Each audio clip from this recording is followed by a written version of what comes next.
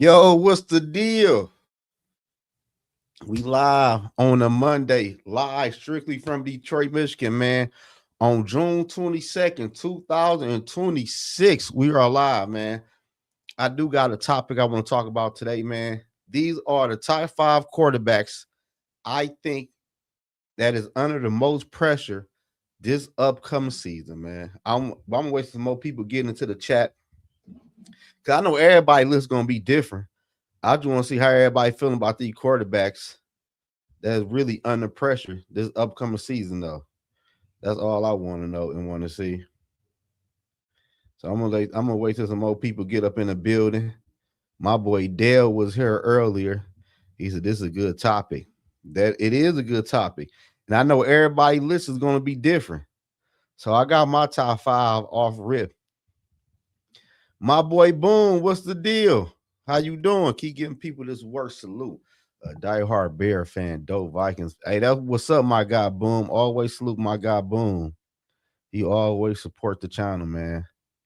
For real though.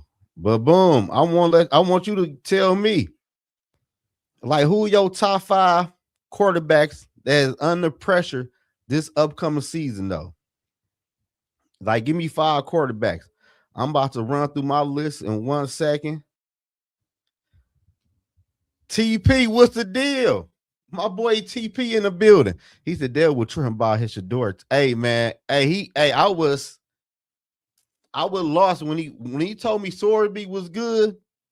Then he told me Sanders wasn't good. I said, bro, what is we doing, man? Burrow number. Hey man, hold on, Boom. I got a list for y'all. And shout out to my boy TP, man. If you a Giants fan, go over there support my boy TP, man. He back on the internet. I see. Welcome back, my boy. Yeah, I don't know what Dale was talking about with the Shador Sanders thing, bro. He had me. I don't know what the fuck he was talking about, bro. That's why I had to clip that shit. Maybe I wasn't the only one that was tripping. But Dale, that's my boy, though, man. Everybody got their own opinion. Broski, what's the deal? Tell Boone to pick a team. What the fuck? hey, Broski, you say you ain't going for that, huh? Ain't no Bear and Vikings fan. You gotta pick one, huh? Let me see though, y'all. I'm trying to get this shit together real quick before I give y'all a list of my quarterbacks who are under the most pressure this upcoming season. TP was good. We got who did I just put in? We got D Woods in the motherfucking building. He said, "Stop it, yeah, Broski ain't playing with you, dog." He said, "What's going on?" He said, "You got to pick one, the Bears or the Vikings." He said, "You can't have it both ways, huh?" But I'm gonna give y'all my top five list though, for real though. The quarterbacks I think is under the most pressure, man.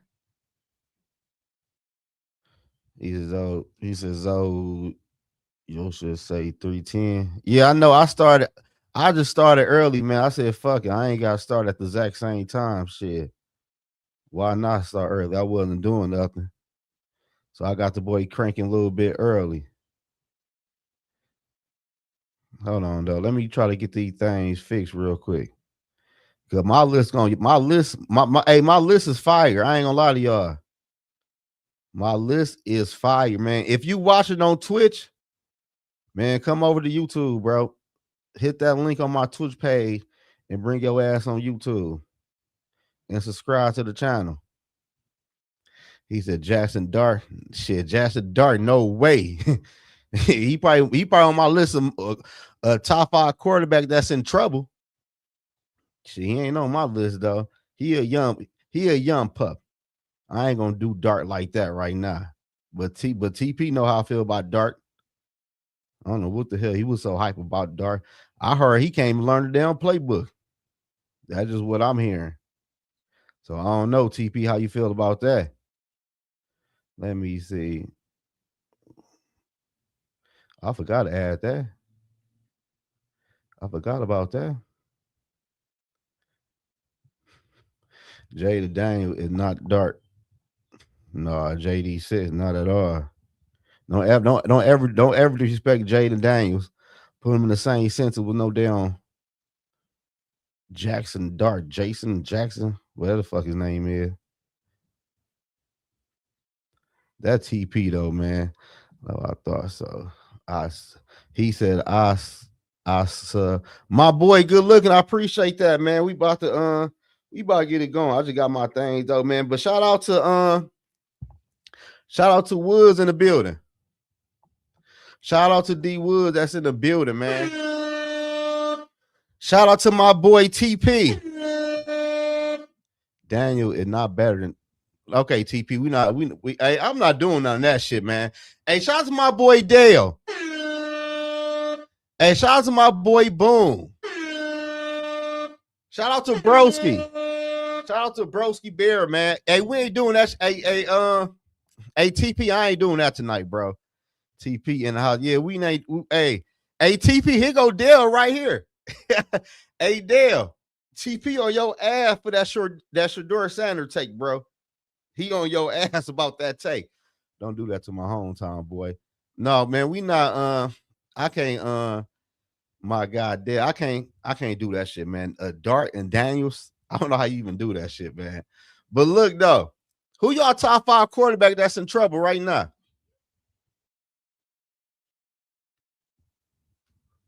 Man, number 5 on my list, I got Bryce Young, dog. Like, let's be for real. Bryce Young is number 5 on my list. The Carolina Panthers picked up his 5th option. He did look better last year at times. He's still an inconsistent quarterback. But this coach right here did not draft Bryce Young. So I think Bryce Young really going to have a good year, though. I ain't going to lie to y'all. That's why Bryce Young, he said take Dan Chain being that way before he was drafted. Hey, man, I told him, man, that's your crazy opinion, bro. You got to live with it. But Bryce Young, though, y'all, like, it's just like he got to play better, and he got to show he could be a starting quarterback in the NFL, man. He'll play good for one game, the next game he go back to his old ways, and the head coach might tell the owner, I did all I could with this quarterback, man. I want to draft my guy. So he might be up out of there, man. That's why I got Bryce Young at number 5, man. This is a big year for Bryce Young to me. Then number 4, man, I got Jordan Love. Like, come on, y'all. Jordan Love been in the NFL way too long now. And at this point, Jordan Love starting to give me Dak Prescott vibes. He or Lamar Jackson. He'll look good in the regular season, but you put Jordan Love in the playoffs, man, he can't beat nobody. Like Jordan Love can't beat nobody in the damn playoffs. And he never won the NFC North since he been a starting quarterback in the NFL. So I think Jordan Love is under a lot of pressure. Green Bay Packers fan telling me they know who they number 1, number 2, and number 3 receivers are. That's cool. I still think they trash, but Jordan Love gonna have to show out, man. Michael Parsons probably ain't gonna be his same this year. I'm gonna be real with y'all. Either if he come back week 6 or week 4 or week 8, it gonna take Michael Parsons some time to get back to playing football. So Jordan Love in that offense is gonna have to step up. That's why I think Jordan Love, that's why he number 4 on my list, man, dealing with a lot of pressure, man. And another quarterback that dealing with a lot of pressure, dog. He says, Skulls. What up, though, Chevy? They'll appreciate you, bro. Bryce Young is a good one. Yeah, he got to show what he could do, man. Then Jordan Love right behind his ass. You already got paid your money. Every year, you're always dealing with some injuries. So when you play bad, oh, you know he dealing with a toenail. Oh, you know he bent his finger. Like, it's always something with Jordan Love when he started playing bad. Because he will play bad. Jordan Love's like a first half quarterback. And number 3, Jalen Hurts. I gotta be real. I know Jalen Hurts won the Super Bowl, the been to a Super Bowl and got paid. But Jalen Hurts, after this year, do not have no guarantee money left on his contract. AJ Brown really left because he feel like you can never get him no damn football for real. I know everybody gonna point to the girls And all that is cool. But before that, Jalen Hurts could not get AJ Brown like he should get AJ Brown the damn ball as a wide receiver number one. That's another reason why he want to get up out of there, man. And I think Jalen Hurts dealing with a lot this year, man. You got a new OC who never called plays before. You got an offensive line coach who was a train wreck at the Minnesota Vikings. So Jalen Hurts dealing with a lot this year at the Eagles, man. And I ain't gonna lie to y'all, I wouldn't be mad if Jalen Hurts ain't that good this year, man. He got Chris Cooper as his old line coach. Then he got Sean Mannion as his play caller. Sean Mannion just got in the NFL a year ago, man. Like this man, like I don't know how the hell he moved up the chain so damn fast. This man been in NFL for fucking a year and a half or 2 years. Now he is an OC. I don't know what offense he even run. I don't know, man. I think Jalen Hurts gonna be he gonna be in some shit this year. Well, all that new shit over there at the Eagles. Then you already know who number 2 on my list, man. Justin Herbert. Everybody be telling me Justin Herbert is a good quarterback. He top 5 or no, he top 10. Justin Herbert is another quarterback who can't play in the playoffs, man. Justin Herbert in the regular season, he would look good. He would do all that shit in the regular season. Then come playoffs, he act like he don't know how to throw a football. I think this man is 0-3 in the playoffs. Already got paid. Actually, the Chargers paid Justin Herbert early, like they're gonna get a deal or some shit. like that was a crazy contract the Chargers gave Justin Herbert, man. Justin Herbert for right now seems like I don't know. He still can shake it. I do like the OC they brought in, Mike McDaniels from the Miami Dolphins. He is a new OC at the Chargers. Hopefully he can help. He did do good with Tua, and I think Herbert is a better quarterback than Tua though. But Herbert gonna have to put that shit together, man. Put that shit on the field. Like the time is now. I ain't gonna lie to y'all. You done got paid. You've been in the NFL for a long time now, and you ain't did nothing in the playoffs. You the only quarterback I know that really got paid in the last couple of years who ain't got no playoff success. I don't think he ever won his damn division either. And number 1 on my list, Joe Burrow, man. Joe B is number 1, man. I'm so tired of people talking about when Joe B went to the damn Super Bowl. That shit was like 5 or 6 years ago. This man that missed the playoff, what? About 2 or 3 years in a row. Can't stay healthy. Like Joe Burrow got it. Like this year right here, Joe B show up, man. When you went to the Super Bowl, your defense wasn't the best, and you still figured a way out to get to the Super Bowl. I think this year is big for Joe Burrow, man. You got paid. Both of your homeboys that got paid. So I should be looking I should be looking for like a top offense with the Cincinnati Bengals. And Joe Burrow got to stay healthy this season. Like every year you be hurt with something and you miss multiple games. Then when you come back, y'all be trying to crawl your way. No. You need to drink some milk or hit the weight room because you missing way too many football games every motherfucking year. It's the same shit with Joe Burrow. Everybody still dwelling on when he went to the Super Bowl. Joe Burrow is the top 3 quarterback. He been to the Super Bowl. Joe Burrow missed a damn playoff 2 years in a row, man. Josh Allen, Lamar, all these quarterbacks we talking about now don't even got the receivers Joe Burrow got. Joe B I think he got one of the best wide receiver duo in the AFC.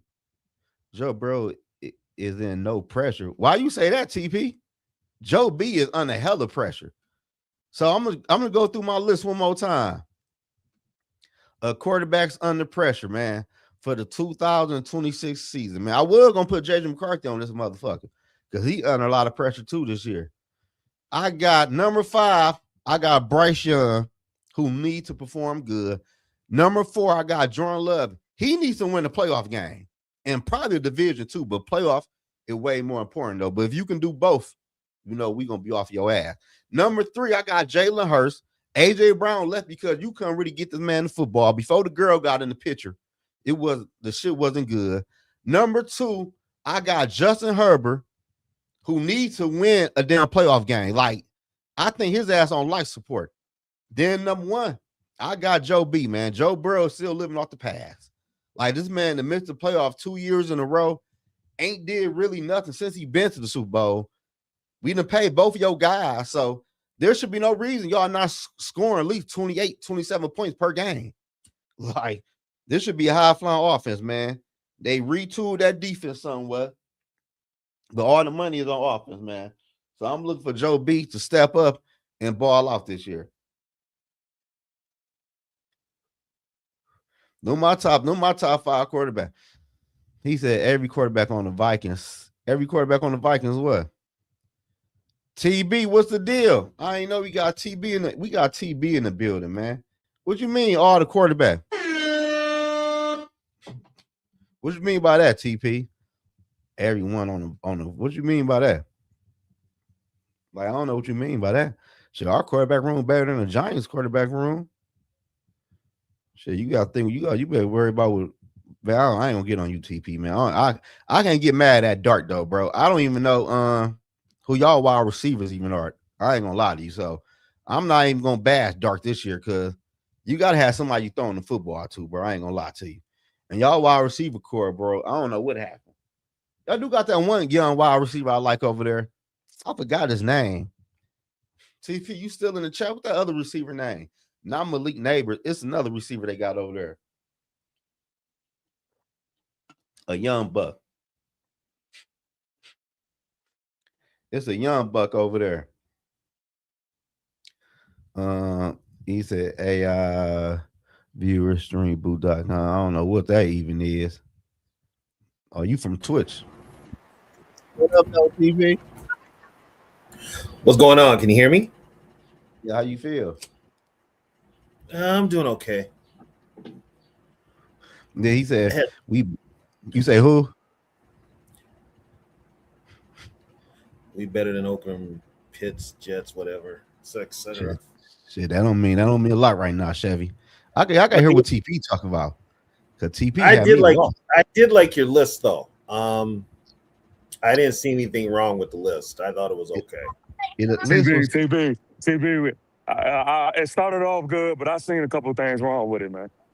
So tell me what you seen wrong. Well, for one, I agree with the last two, Herbert and then Joe Burrow. First of all, Joe Burrow's issue is not Joe Burrow. It's that weak ass defense. That's not a Joe Burrow issue. But TP, but when he went to the Super Bowl, his defense wasn't the best. Joe, you know what? Joe Burrow's problem is it's not a Joe Burrow issue, it's an organizational issue. That whole team. Yes, I agree. I agree both y'all, but let's be real. The man can't stay healthy. That's a real problem. Okay, I could agree to that. That's been the last 2 years. Yeah. So, but you know what? You know who you blame for that? The organization for not putting an offensive line in front of him to keep him healthy. Hey man, I feel. And I'm sorry, guys. Zach Taylor, how the hell did he get a head coaching gig? Same way KOC did, Sean McVay. I think there's other quarterbacks that are more deserving than I would say Burrow and Herbert. Like who? I agree with the other ones, but I would have put Jared Goff on there. But there we go. That's a sleeper one right there. I like that one. Yeah. But my question is, who's your QB1? Like, all jokes aside, who's your QB1 right now? Going to the season? Going into the season, like, okay. Yeah, as it stands right now. Let me make it for an out-of-towner. I'll put it easily.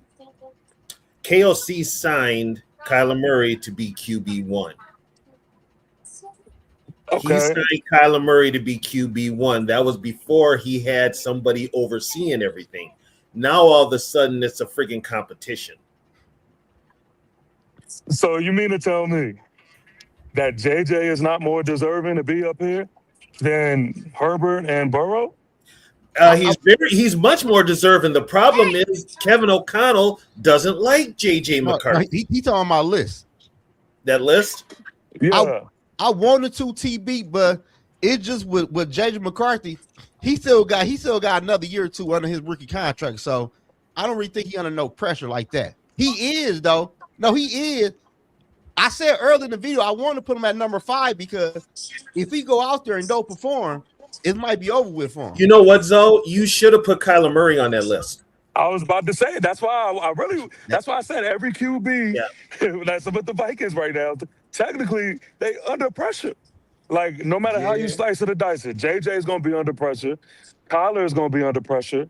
Like, well, you know what, TP, the one that's really under the pressure is the 2 coaches, Kevin O'Connell and Brian Flores, because guess what? The new GM didn't hire them. So that could change everything. Yeah. So all we can do, we're just kind of like, as a franchise, we're just in limbo waiting to see what the hell happens. So coaches list next. They can get rid of KOC I said, so you got to do a coaches list next. Oh yeah, for sure. Yeah. I work on that boy last night. But I just feel like he say Jared Goff, Dak Prescott, Lamar Jackson, Josh Allen. I think we all know and expect we're gonna get for them quarterbacks for real. I don't think no that's that to me. We do know what we're gonna get from them, but now couple of them coaches got a new system they got to learn. Yeah, that's another reason why I put them on here. Lamar and Josh and Jared learn a whole new, but we know what they are right now. Like, hey, yo, who's the highest paid quarterback in the NFL? I think Patrick right now. I think it's Patrick. He just signed a $500 million deal, didn't he? Yeah. Is he on the list? On my most pressure? On my most pressure? You know what though? Mahomes don't have to do a damn thing. He done already proved it. Exactly. He ain't got to do shit no more. What you mean, Patrick Mahomes? Yeah. He ain't got to prove anything. His career already set. Yeah. He ain't got to do shit for the rest of his career in the NFL. Damn. Now he's just playing to be playing because he probably don't want to be at home all the time with that crazy wife he got. So, so yeah, I mean, he doesn't have to prove anything. No, Patrick Mahomes already set in stone, bro. He's the best in the NFL, man. Like, so, but with Kansas City though, you could probably see this. If Andy Reid does retire, when he finally does, you'll probably see Mahomes retire right behind him. You don't think they might go? They might go with Airbnb. Is Penix still with Atlanta? QB both. But he dealing with injuries though. Yeah, him and Tua are both in Atlanta. Yep. I was about to say because he's another young one that I think is he's another one you got to put on it. You got to put Penix on that list. You have to put Jaden Daniels on that list. Oh shit! I thought about that one, but I think you have to put him on that list. I think his first year just gave him a little more wiggle room. It did to me. He was lights out his first year. You know who he was? RG3. Yeah. All over again. Yeah. But now he's going down that same slope as RG3 with them injuries. With the injuries, that's the scary part. But TP, okay, so I got a question. Why you got Bryce on that list? Because this is like they just signed his 5th-year contract, and Bryce Young been fucking horrible. I give it last year he got better, but he still went inconsistent. And I don't know if he played bad again. Do you give him another contract? Well, this is my thing. This is my thing with the Panthers. Is I agree with you that. Unfortunately, Bryce is under certain type of pressure. Last year did help him out. But the thing is, look who he's throwing a ball to. I mean, I don't know who's receiving. Right. Like a mediocre core at best. They just got T-Mac, who's going to be their number 1 for the foreseeing future. He's legit. But you have Leggett, who's not proven. He's not playing good. You have Croker over there, slot guy. He's good, but he's never on the field. And then they just gave him a contract too. Yeah, and then from Carolina benefits from playing in a weak division.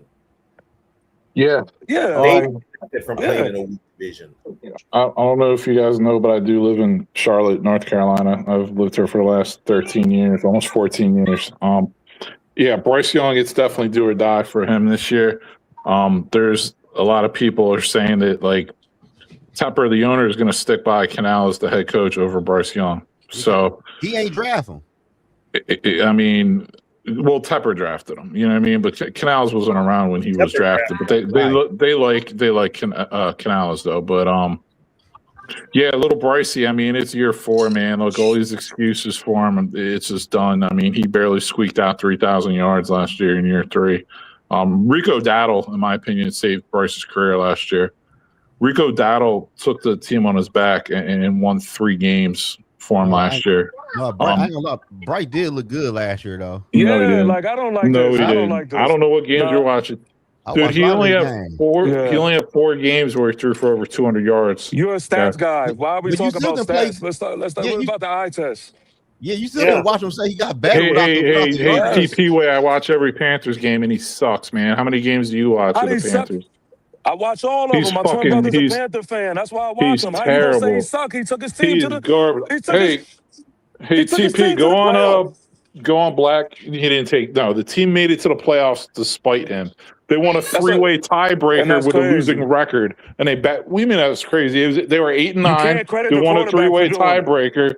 But Bryce Young is garbage, dude. But broski, he's got an arm made of styrofoam. But broski, he can't. What's that? But would you say this though? All I'm saying was last year with the best year he had since he's been in the NFL. Yeah, and he's still not good. No, so I'm saying he got better. That's all I'm saying.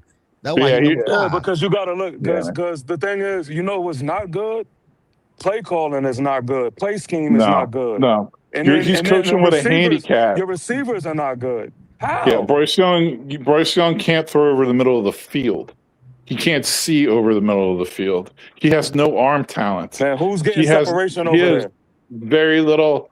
He can't see over the middle of the field. For 3 years, he can't throw over the middle of the field. All he can do is throw quick little outs to the sideline, like short to the sideline, and that's it. And then every once in a while, he tries to muster up all the strength he has to throw one long ball down the sideline. Here's where I will give some pushback, being a coach and all. You put all the heat on the quarterback for not throwing over the middle or anything like that. Where are his receivers helping him when he's in trouble? Where are his receivers exactly? The short. Well, he had the rookie of the year last year, Tat, who had over 1,000 yards. Somebody had to throw it to him. He can't throw to any tight ends. Well, that's it. I mean, he only had 3,000 yards on the season. Nobody knows his tight ends because they suck. No, because he can't throw to him because he can't throw over the middle. He can't see over the middle. That's just a debate for another day. He's a handicap. I just said he got bet last year was his best year, and that was just okay. Yeah, I mean he's not even okay. Once again, I mean they were like 27th in offense last year.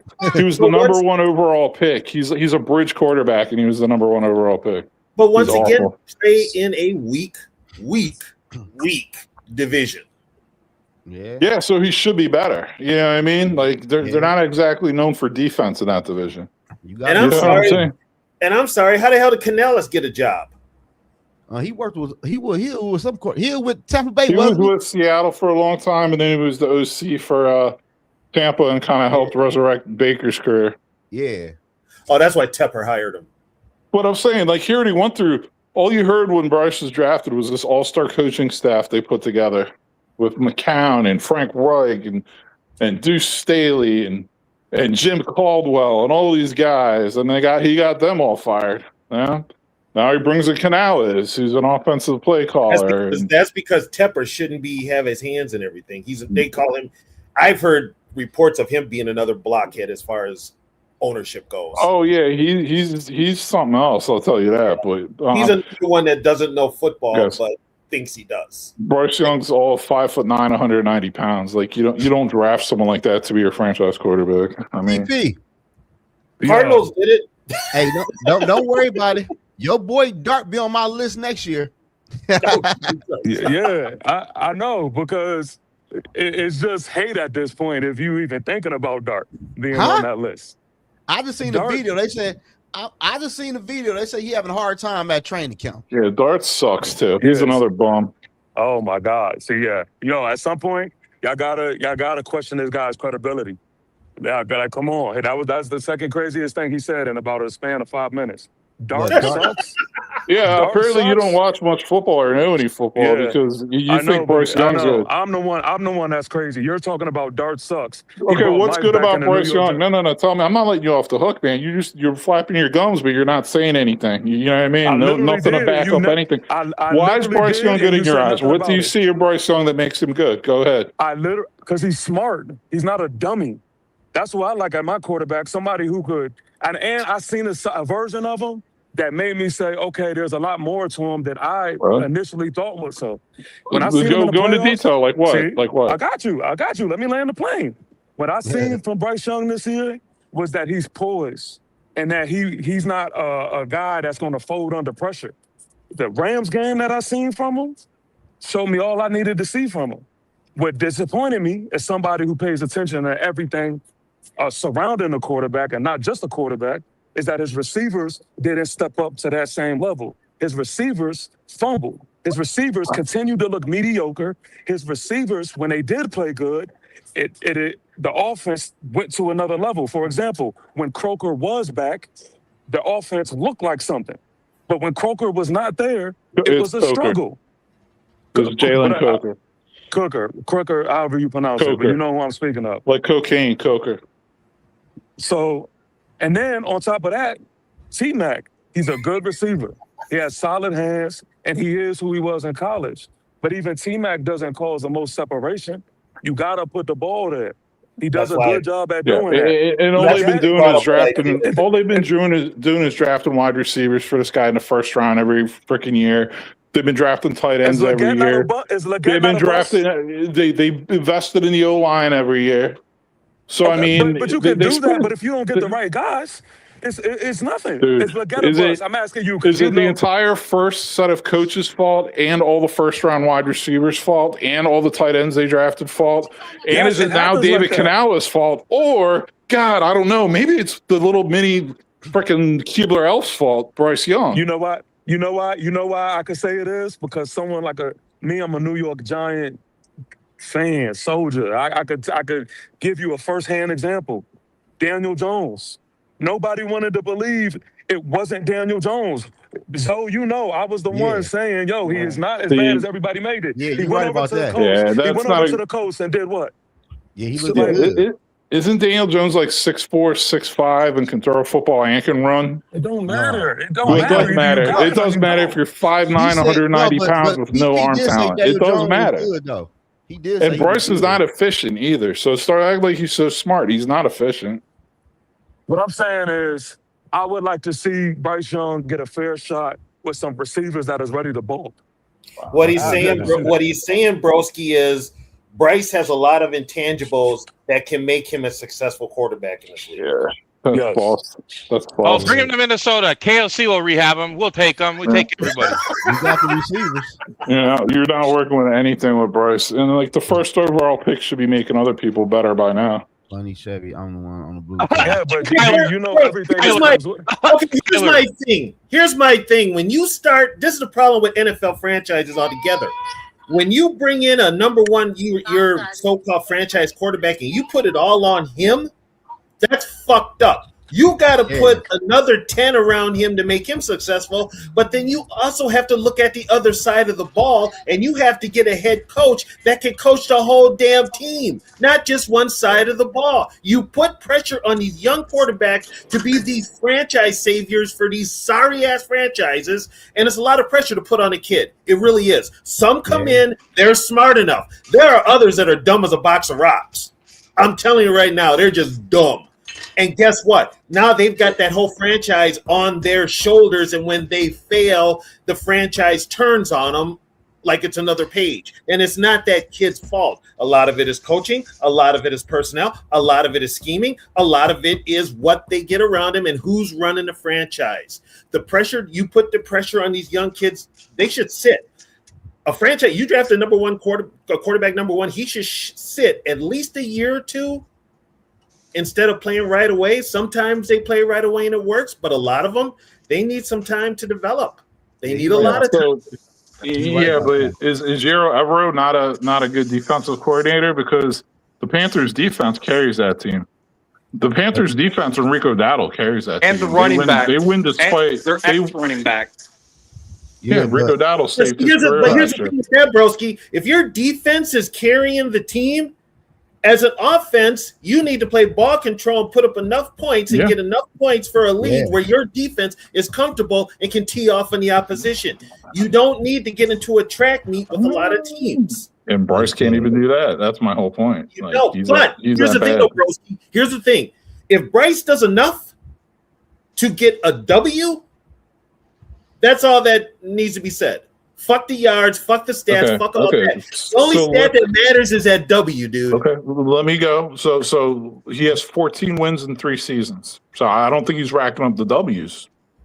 How many times has he won the division? Once, I think. He didn't win shit. The Panthers won the division. He's a quarterback. He's a quarterback. Give him credit. Dude, they were 8-9 with a It don't 3-way tie. matter. He won the division. Give him They had credit. a 3-way tie with 2 other teams that were 8-9. What up, Dre? Hey, bro, If Rico Dowdle didn't take so that hard, team man. on his shoulders and win 3 games, especially the game in Green Bay where Bryce threw for 102 yards and 2 interceptions, Rico Dowdle won that freaking game. You say Okay, what? Bryce didn't carry anything. No matter how you get it. A W to Why do W, you hate no on the matter how you Panthers get so it. bad? Bryce can't carry his own bottle of Similac, that little baby. Boy, you are hating on him. Big time. Go onto the Black Cat Panther podcast. You'll hear me a lot. That's one of my channels. I think I've been over there before. What Okay, about so you, you're on the Panther podcast a lot, but don't you do Bear shit too? Yeah, I do bear shit all the time. So which team are you a fan of? No, he lives in I'm Carolina. 100% a Bears fan. Oh, but you're in Carolina, so you follow them. Well, I mean, yeah, I live here. Broski You know what I is mean? real So, fucked up, TB. He's from Boston too, so there you go. I'm not from Boston. He Are said, you from Boston? I'm from Philly, brother. "Oh, Philly." Oh fuck, that's There my we mom's go. hometown. That was my mom's hometown, Philly. Damn, and you ain't no Eagles That's why we fan? clicked.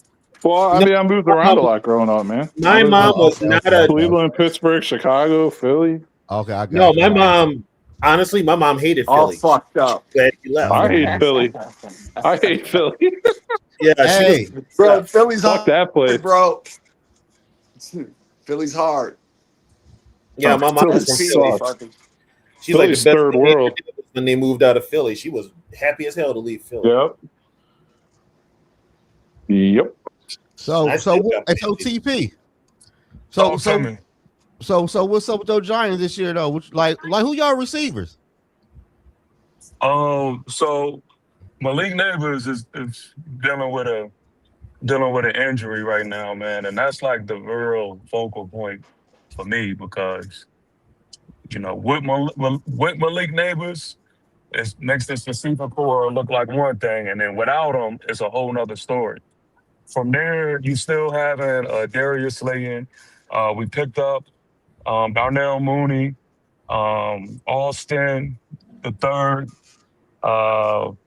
We got rid of Wan'Dale Robinson. That hurt.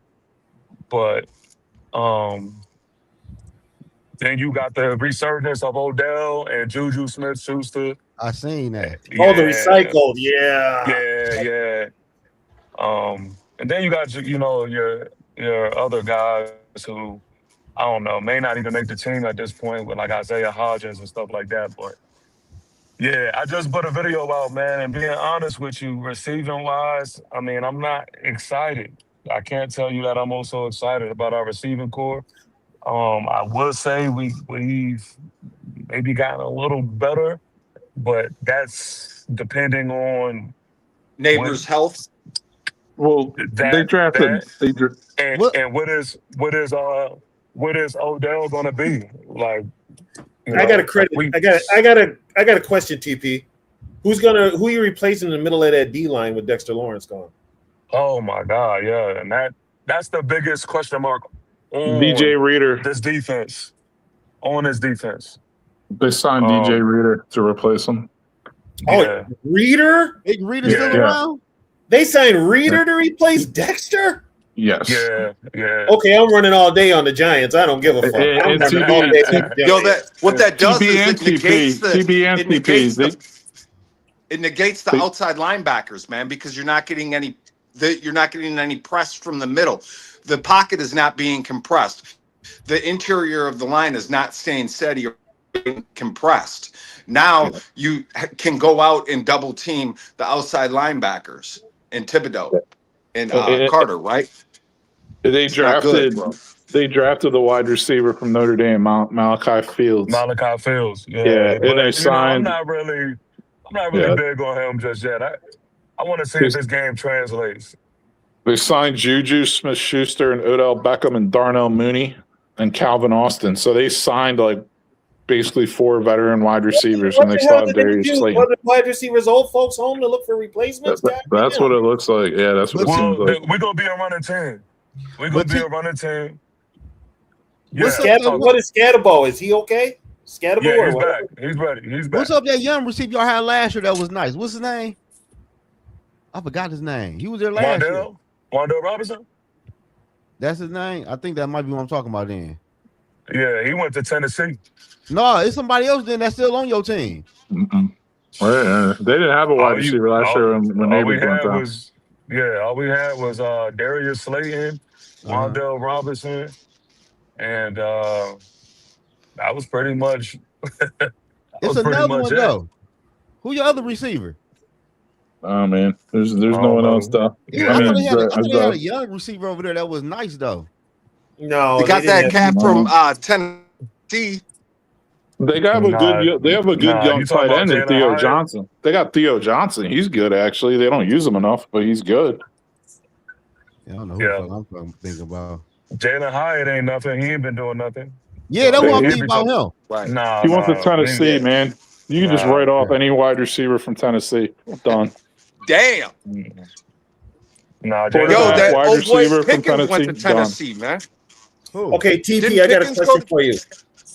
Got a question for you, TP. How bad does Thibodeau want out of New York? I don't think he wants out for real. I don't think he wants out.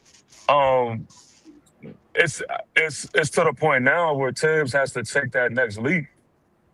Like we're waiting on Tibbs to be what we drafted him to be. He showed signs of it, but the ball hasn't really rolled his way because he's been either hurt. So I got a hypothetical trade for you. Okay. Hypothetical. Thibodeau for Jordan Addison.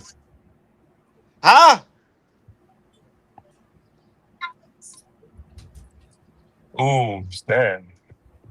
Yo, wow! Don't do that, TB. They got to give us compensation, at least a third.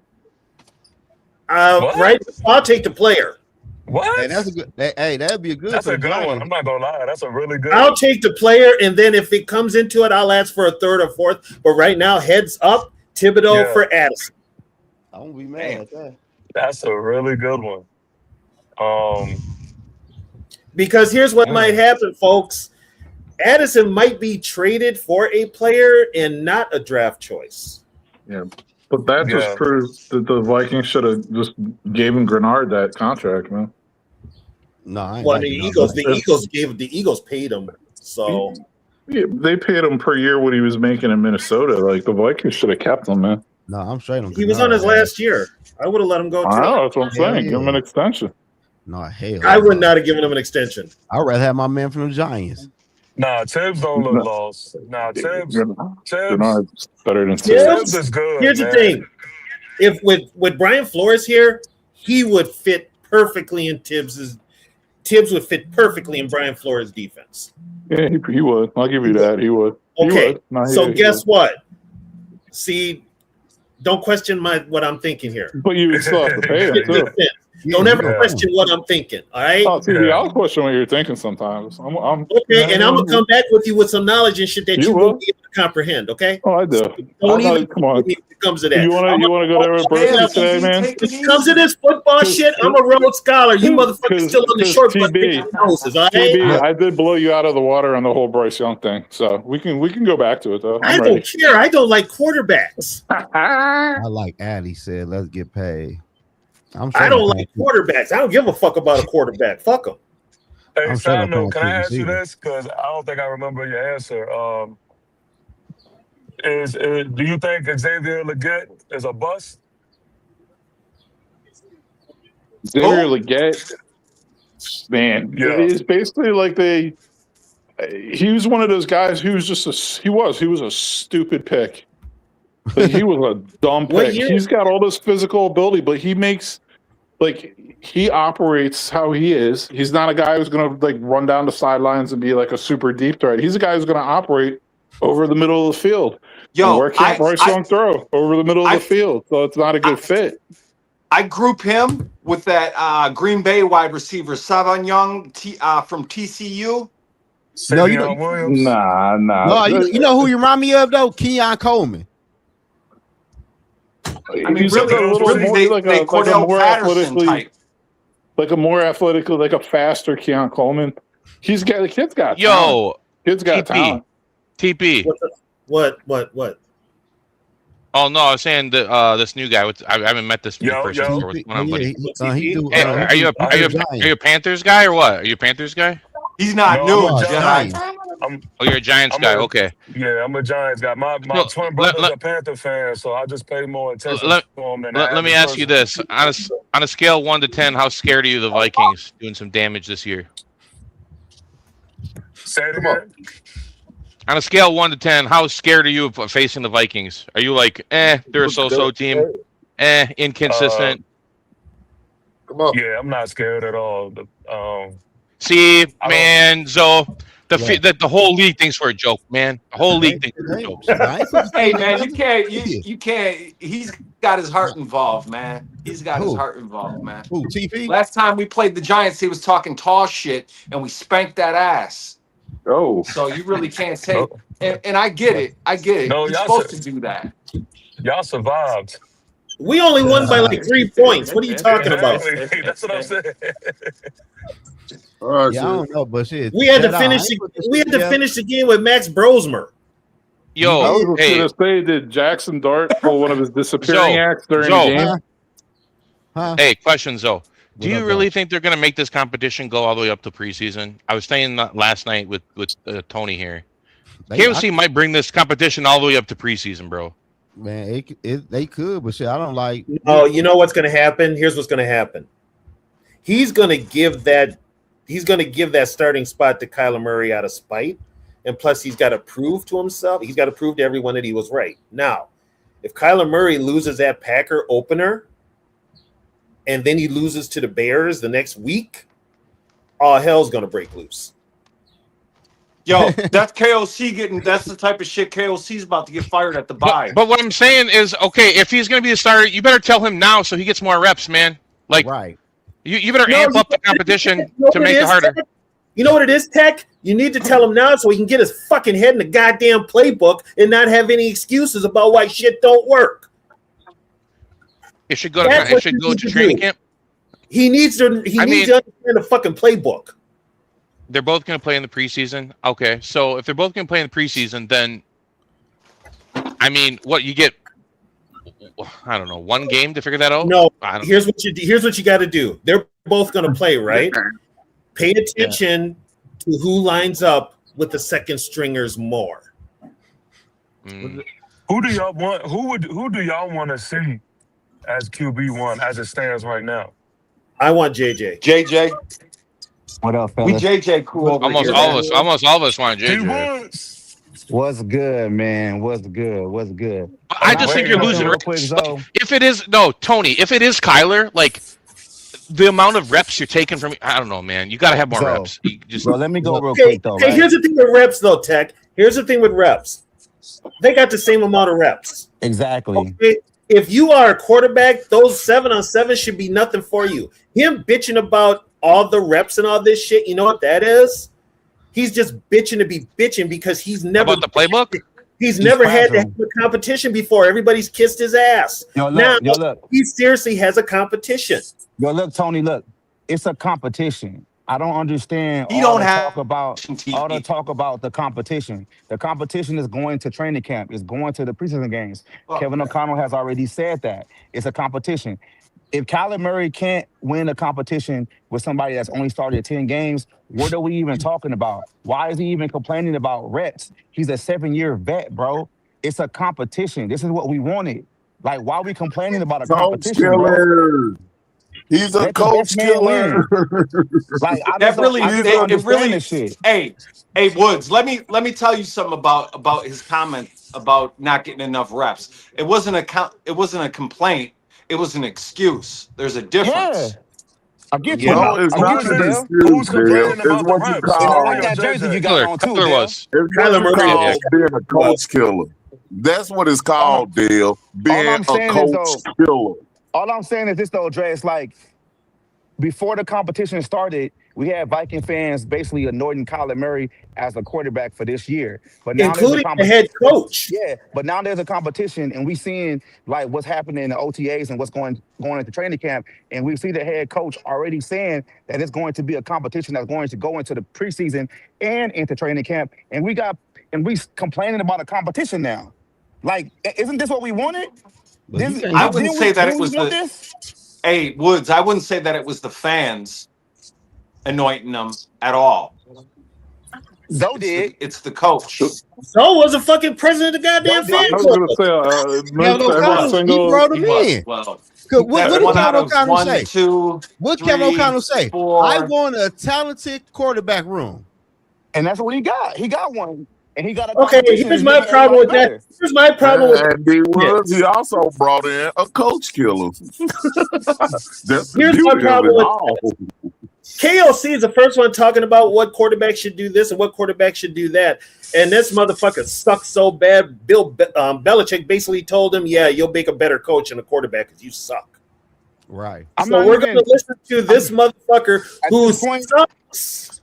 At this point, I'm not even mad at Kevin O'Connell about it. Like, I actually give him more respect for actually talking to the media and saying that it's a competition and telling us that the competition is going to training camp in the preseason. I give him respect. But you know what, D Woods though, he did backtrack. Yeah, I mean, because we can just tell what's happening in preseason, right? I mean, in training camp, what's going to happen there? It's like Kyler doesn't look good. He doesn't look good, and he's also trying to cater to a very sensitive, immature quarterback in Kyler Murray and a very immature quarterback in McCarthy. So he's trying to bounce that shit out somehow. Wait. Maybe y'all know better than me, man. Please explain to me why McCarthy is immature.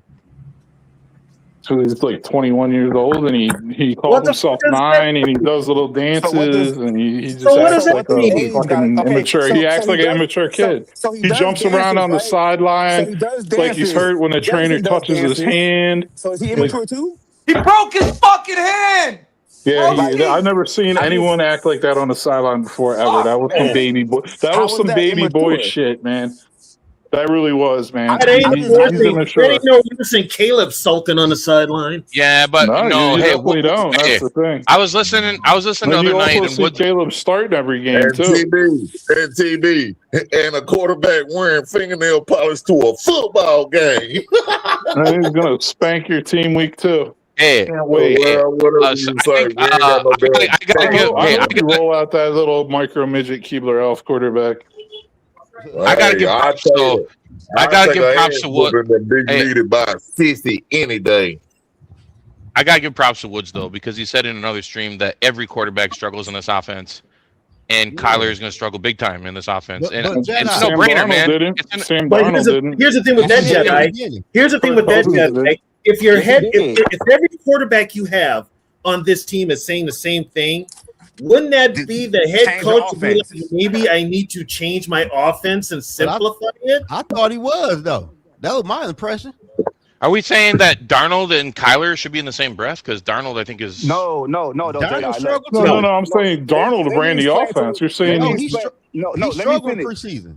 Let me explain to you what it was, though, right? It's documented that every new quarterback that comes into Kevin O'Connell's offense, even the veteran ones, 7-year vets, 8-year vets, whatever. That means that's fucking Sam Darnold. That means that's fucking Kirk Cousins. All of them struggle with the offense of being so complex. So my thing was, if you know you got veteran quarterbacks that come into your team and they're telling you that your offense is a whole lot to digest, why not make it a little bit easier and build upon that for throughout the rest of the season? I'm not saying why even bring a player like that in though in the first place? But Darnold struggled for 4,500 yards and 35 touchdowns. I don't know if I can call that struggling. What you're not getting, broski, is Darnold documented him struggling with absorbing the offense and learning it. I'm not talking about him having a bad season. I'm talking about him, how long it took him to actually get that offense. It took him a while. Yeah, I mean, it's a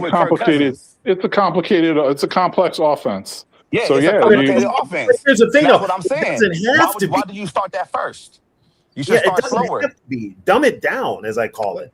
But that's the thing about KOC. He's not going to change for any. He's not going to bend or adapt. He's running his shit, and you have to fit into his mold. I mean, that's how I feel.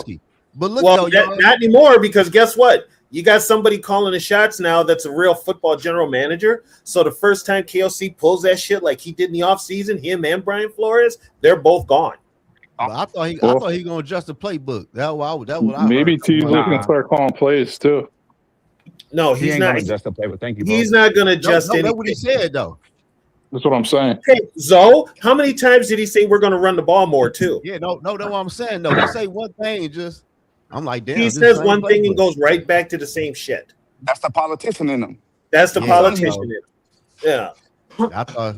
Well, look, I'm about to get up out of here, man. I'm gonna listen on the side. TP, good seeing you, man. I'm hoping you back so we can link up a little bit later, man. We got a lot to catch up on. For sure. All right, man. Hey, keep wearing that Lakers jersey though, too, Dale. I like that.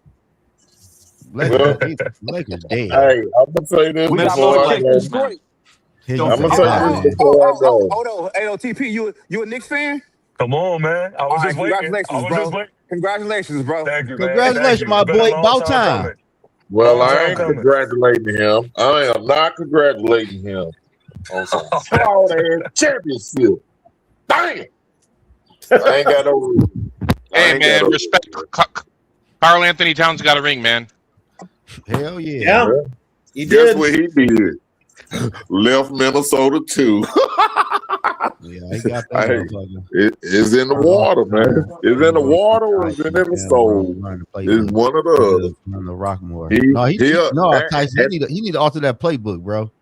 That playbook is ass, man. You got to alter that playbook because there's veterans that say you have to adjust the playbook, and the shit ain't working. And it's not working. In this playbook, they're horrible. He's not a good coach. We've been saying that though. Yeah, but guess what? Here's the problem. There's nobody pushing back on him in that office or on that coaching staff to tell him that. He can do whatever the fuck he wants. Well, he has nobody putting him in line. That's been the problem for the last 4 years. He's been doing whatever. TB, he done brought in a coach killer. And the shit is about to hit the fan, just like I told y'all. I'll be happy when they're both gone. Shit just finna hit the fan, like I told y'all. Hey, New York Times fan. I told them we should have cut bait and got Ty Simpson. Nice to meet you, brother. Nice to meet you, brother. Just to avoid this turmoil, confusion. Dre, we ain't in the mood today for that Tyson. I'm finna sign out. Yeah. We ain't in the mood. If we wouldn't drafted Tyson, we wouldn't be having this conversation right now. That don't even make no fucking sense, man. Who? Me? That don't make no sense at all. That don't make no sense. No. How? Why is we still talking about quarterbacks? We having a quarterback battle. We're having a quarterback battle.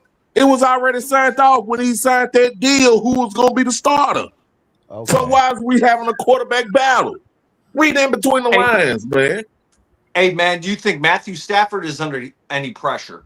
Hell no. No, he done been there and done that. He can sign off. He can retire. Won a Super Bowl. He's won an MVP. Matt Stafford's chilling, man. He's just gonna go out there and have fun. Stafford could go out there in a wheelchair. So the Rams are just fucking in it to do whatever. No, I mean, if you haven't been paying attention to their offseason, they're in it. They're in it to win it this year. They're in it to go to the Super Bowl. Yeah. Well, don't you think that would put pressure on him though? No, they've done that. Nah, he's already done it, and he's a veteran. Because my point is motivation. Like it's like a player in a contract year. You know what I'm saying? Like you want to play your best. Dale, be honest, Dale. That man is still one of the best quarterbacks in the NFC. Yo, hold on. The one that's got the pressure is Myles Garrett, because after they traded him, they gave him more money. Yeah. That's who's under pressure. How's he under pressure? All you got to do is one thing: get to the quarterback.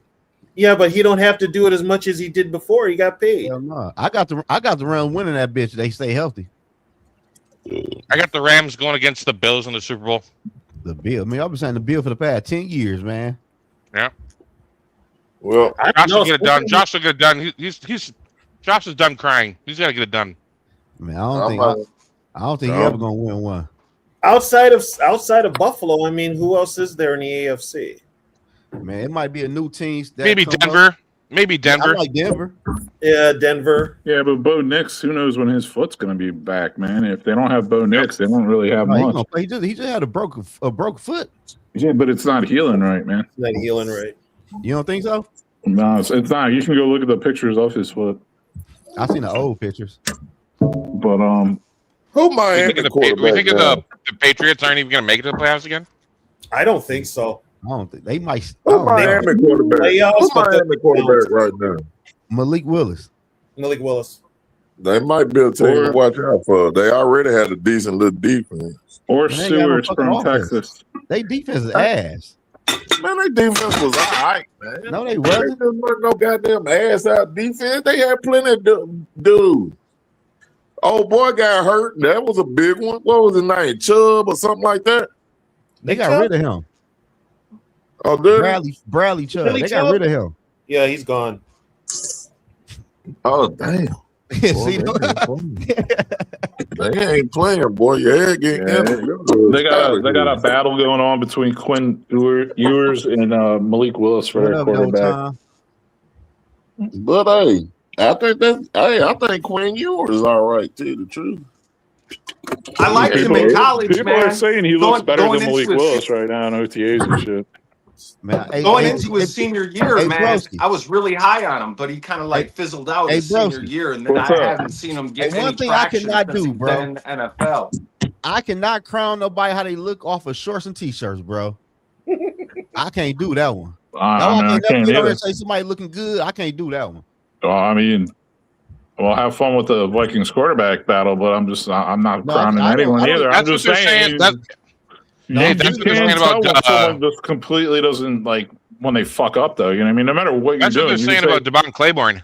You could say someone looks good, someone's not looking good, but it doesn't mean they're going to win the job or anything because of it. OTAs don't mean shit. Get on when the defense out there. Well, I mean, you get to know me this offseason. Like, I don't think preseason shit. Nah. All that shit is fucking bullshit. It doesn't mean a goddamn thing. Get into the fucking start playing the fucking games. Yeah, that. You know what really hit me to that? You know what really hit me to that, broski, is how good Zach Wilson looked in preseason, and then he started the season was just terrible. Dude, preseason is the biggest waste of time. I don't watch one preseason game. That's one of my rules. I never watch any preseason. Okay, broski. Let me explain preseason to you, okay? Let me explain preseason to you. To the casual fan, to the person who watches football, it don't mean shit, okay? But to those 90 fucking players on those rosters on each team, that might be the only chance they get to prove that they can play in this league. And so they need as much time as possible to do it. Hey, yo, Tony, listen. I got tickets for training camp for the first practice, the 9th, which is the scrimmage at night, right? And then each day of the joint practices. I believe it's the 19th and 20th. Pick one of those. Go online, get a ticket. I'll come get you. We'll roll out there. Or pick them all. I got 4 of them. The first one, the night practice, and the 2 joint scrimmages. Let's rock, man. I would rather watch them play the Ravens. Watch them against the Ravens. Yeah. Go to the app or whatever through Ticketmaster and run that. I think it's on the 19th and 20th. They'll have it detailed. Okay. And all preseason matters is like you're filling maybe your last roster spot, maybe your last 2. I mean, the rest of your saying, bro. Broski, you need those because guess what? Okay, you don't like preseason football, right?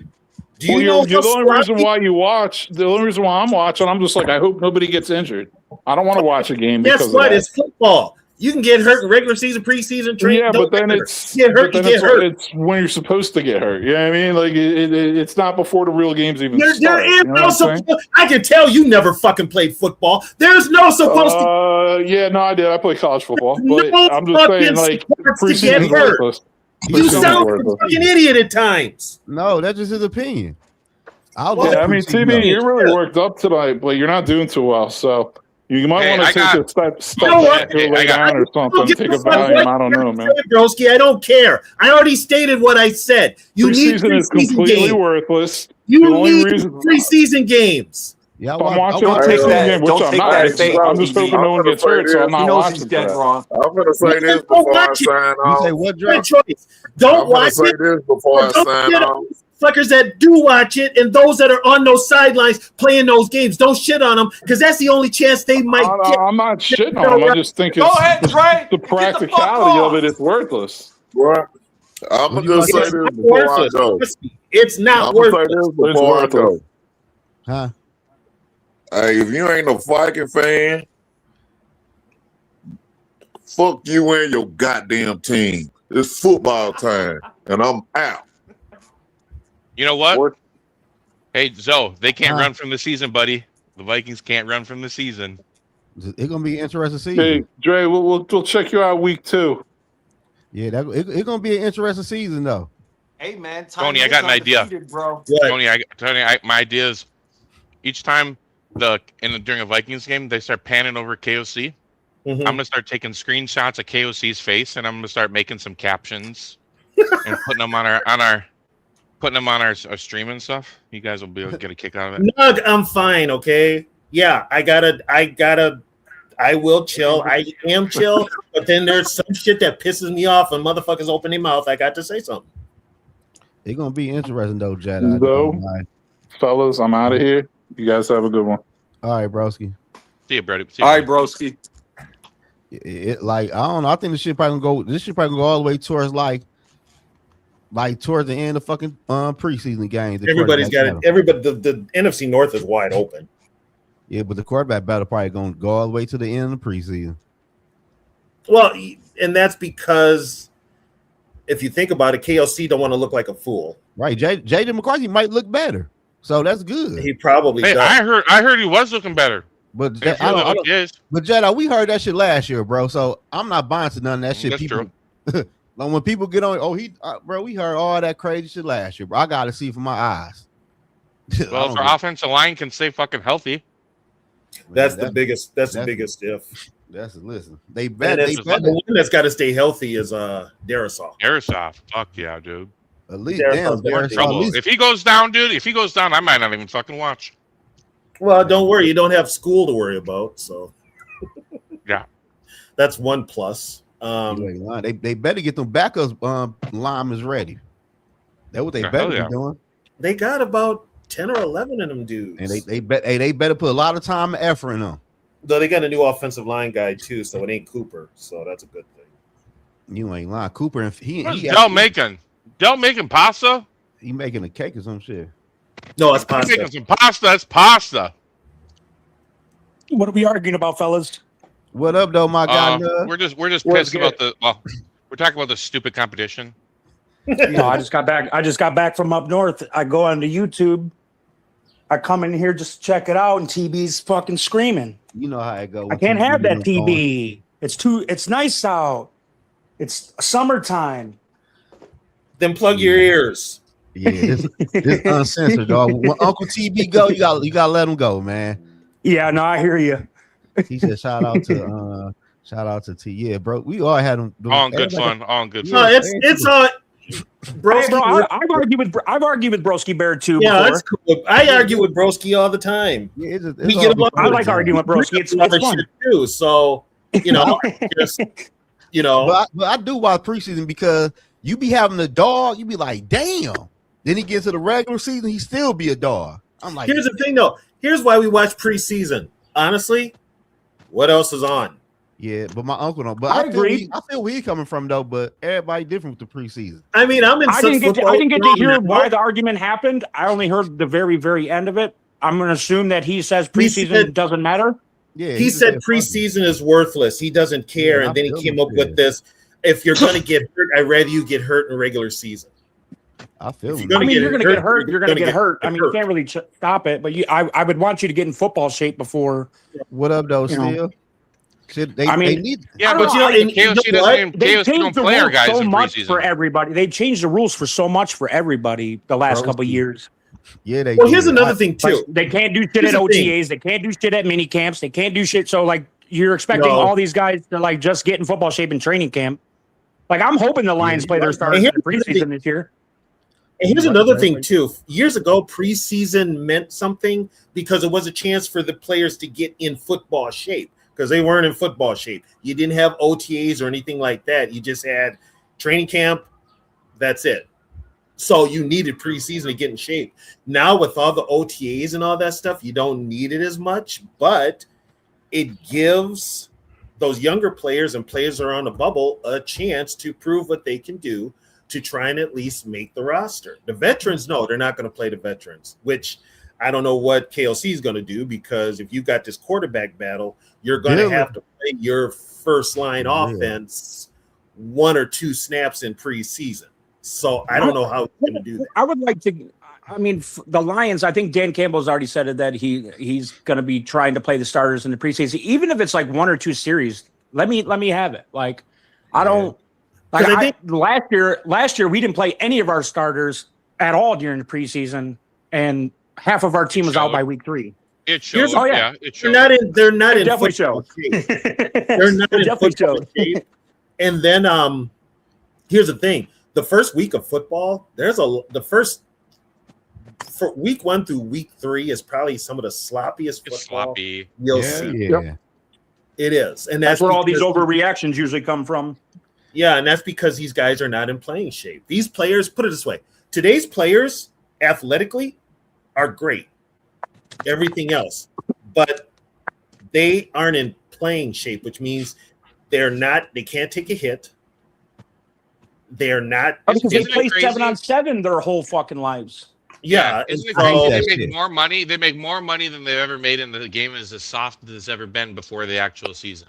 Yeah, and they're not trying to do anything to ruin their brand.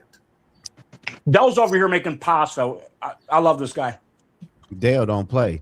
Then my boy be in the kitchen getting to it, don't he? Every time I join this, Dell's doing something different. He's got a different backdrop going on. Like I still gotta run. I've never seen him in the same place.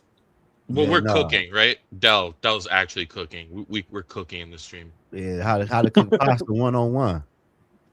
You can't beat that. A free lesson if you want to know how to cook pasta. So, what do you got? No, I need you to explain. Maybe Brevy can explain it to me. Brevy. What up? Yo, can you hear me, B? Yeah. Okay. If they're splitting reps and other teams have their quarterback taking all the reps, you can't tell me that the reps don't matter. They matter. Especially in Kyler's case, if it's a first year in this offense is complex for him. Right? Or am I wrong? I give you on that point. Yeah, they matter. First off, after Zoe's stream ends, y'all all need to go to the social network, and I never plug because I barely work on the shit because my money's in the writing. But y'all need to go to the Social Network. I just uploaded an interview with a Cardinals insider, and we talked about all the concerns of Kyler Murray, character concerns of him fitting into the system, all that shit. So definitely go check that out after Zoe's done streaming. Secondly, yes, they matter. The reps matter, but like what's happening right now isn't some unheard of thing. So like when Kyler Murray said he's not getting all the reps now, he's telling the truth. He sounds bitchy when he's saying it, but it's the same as when McCarthy said the quarterback classroom thing. Like he's telling the truth. He just sounds like a bitch saying it. So I mean, Shador went through the same shit last year.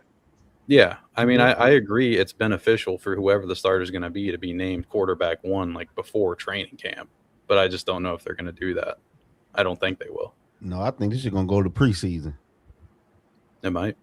That's what I think. Yeah, but here's the problem, though. The dilemma will be if JJ outperforms Kyler in preseason and in practice and in the controlled scrimmages, KOC is going to look like a fool if he doesn't start him. But Tony, but okay, so let's say we start 0-2. KOC gets up to his ass on the podium and says, "Oh yeah, it's so hard. Kyler's trying to get this complex offense. He came in here, he doesn't know it's only his first year." It's like, bro, I can't listen to this shit anymore. No, you can't, and that's where Teasley's going to have to step in. We ain't hearing none of that shit. That's where Teasley's going to have to step in. If I hear KOC sit there and say, "Oh, he's only had 1 year in offense. Give me more time with Kyler," like I'm going to lose it, bro. He's going to see. Here's the thing. He's got people up here brainwashed to the point where he can say anything and they buy it. He do. Nobody's ever given him pushback. Now, if that happens, somebody needs to give him pushback, and I think the one that'll give him pushback is the GM. You're 0-2. Not only are you 0-2, but you're 0-2 in the division. Yeah, I'm not saying that's going to happen, but I'm saying if there comes a time, which there will be, every season there's a rough patch because we've shown that, you go through adversity. But like this team, what are we going to be made of? Is it just going to be like, oh, well, we're going to ship it in by Thanksgiving again? Like that was awesome, bro. If we have to ship it in by Thanksgiving. The biggest thing that'll happen is he'll lose that locker room. Yeah. If he hasn't lost that locker room, which I'm hearing he doesn't. I'm surprised he hasn't already. I mean, that's just my opinion. He has because a lot of the players listen more to Brian Flores than they do him. So I don't know. I was just curious you guys' take on the reps thing because, like, I get it. You have to have a competition. You have to split the reps, and you have to figure out. Here's the thing, though. Here's the thing, though. Okay, Kyler, you've been in the league 7 years. Just go out there and do it.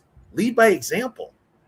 But like the concepts aren't okay. Let me ask you this: is KOC's offense really like 10 times harder, Brevy, than like the Cardinals' offense? Because Cliff Kingsbury had a pretty good record with offenses before he had to deal with Kyler, right? It was different, though.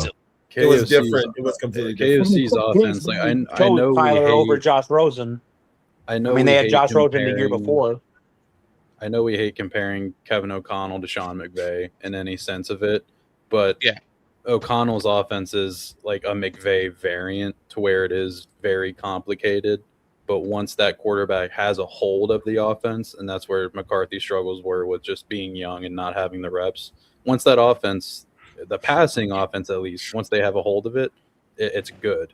And every quarterback that's been a veteran for the most part has said, yeah, this offense is really quarterback friendly.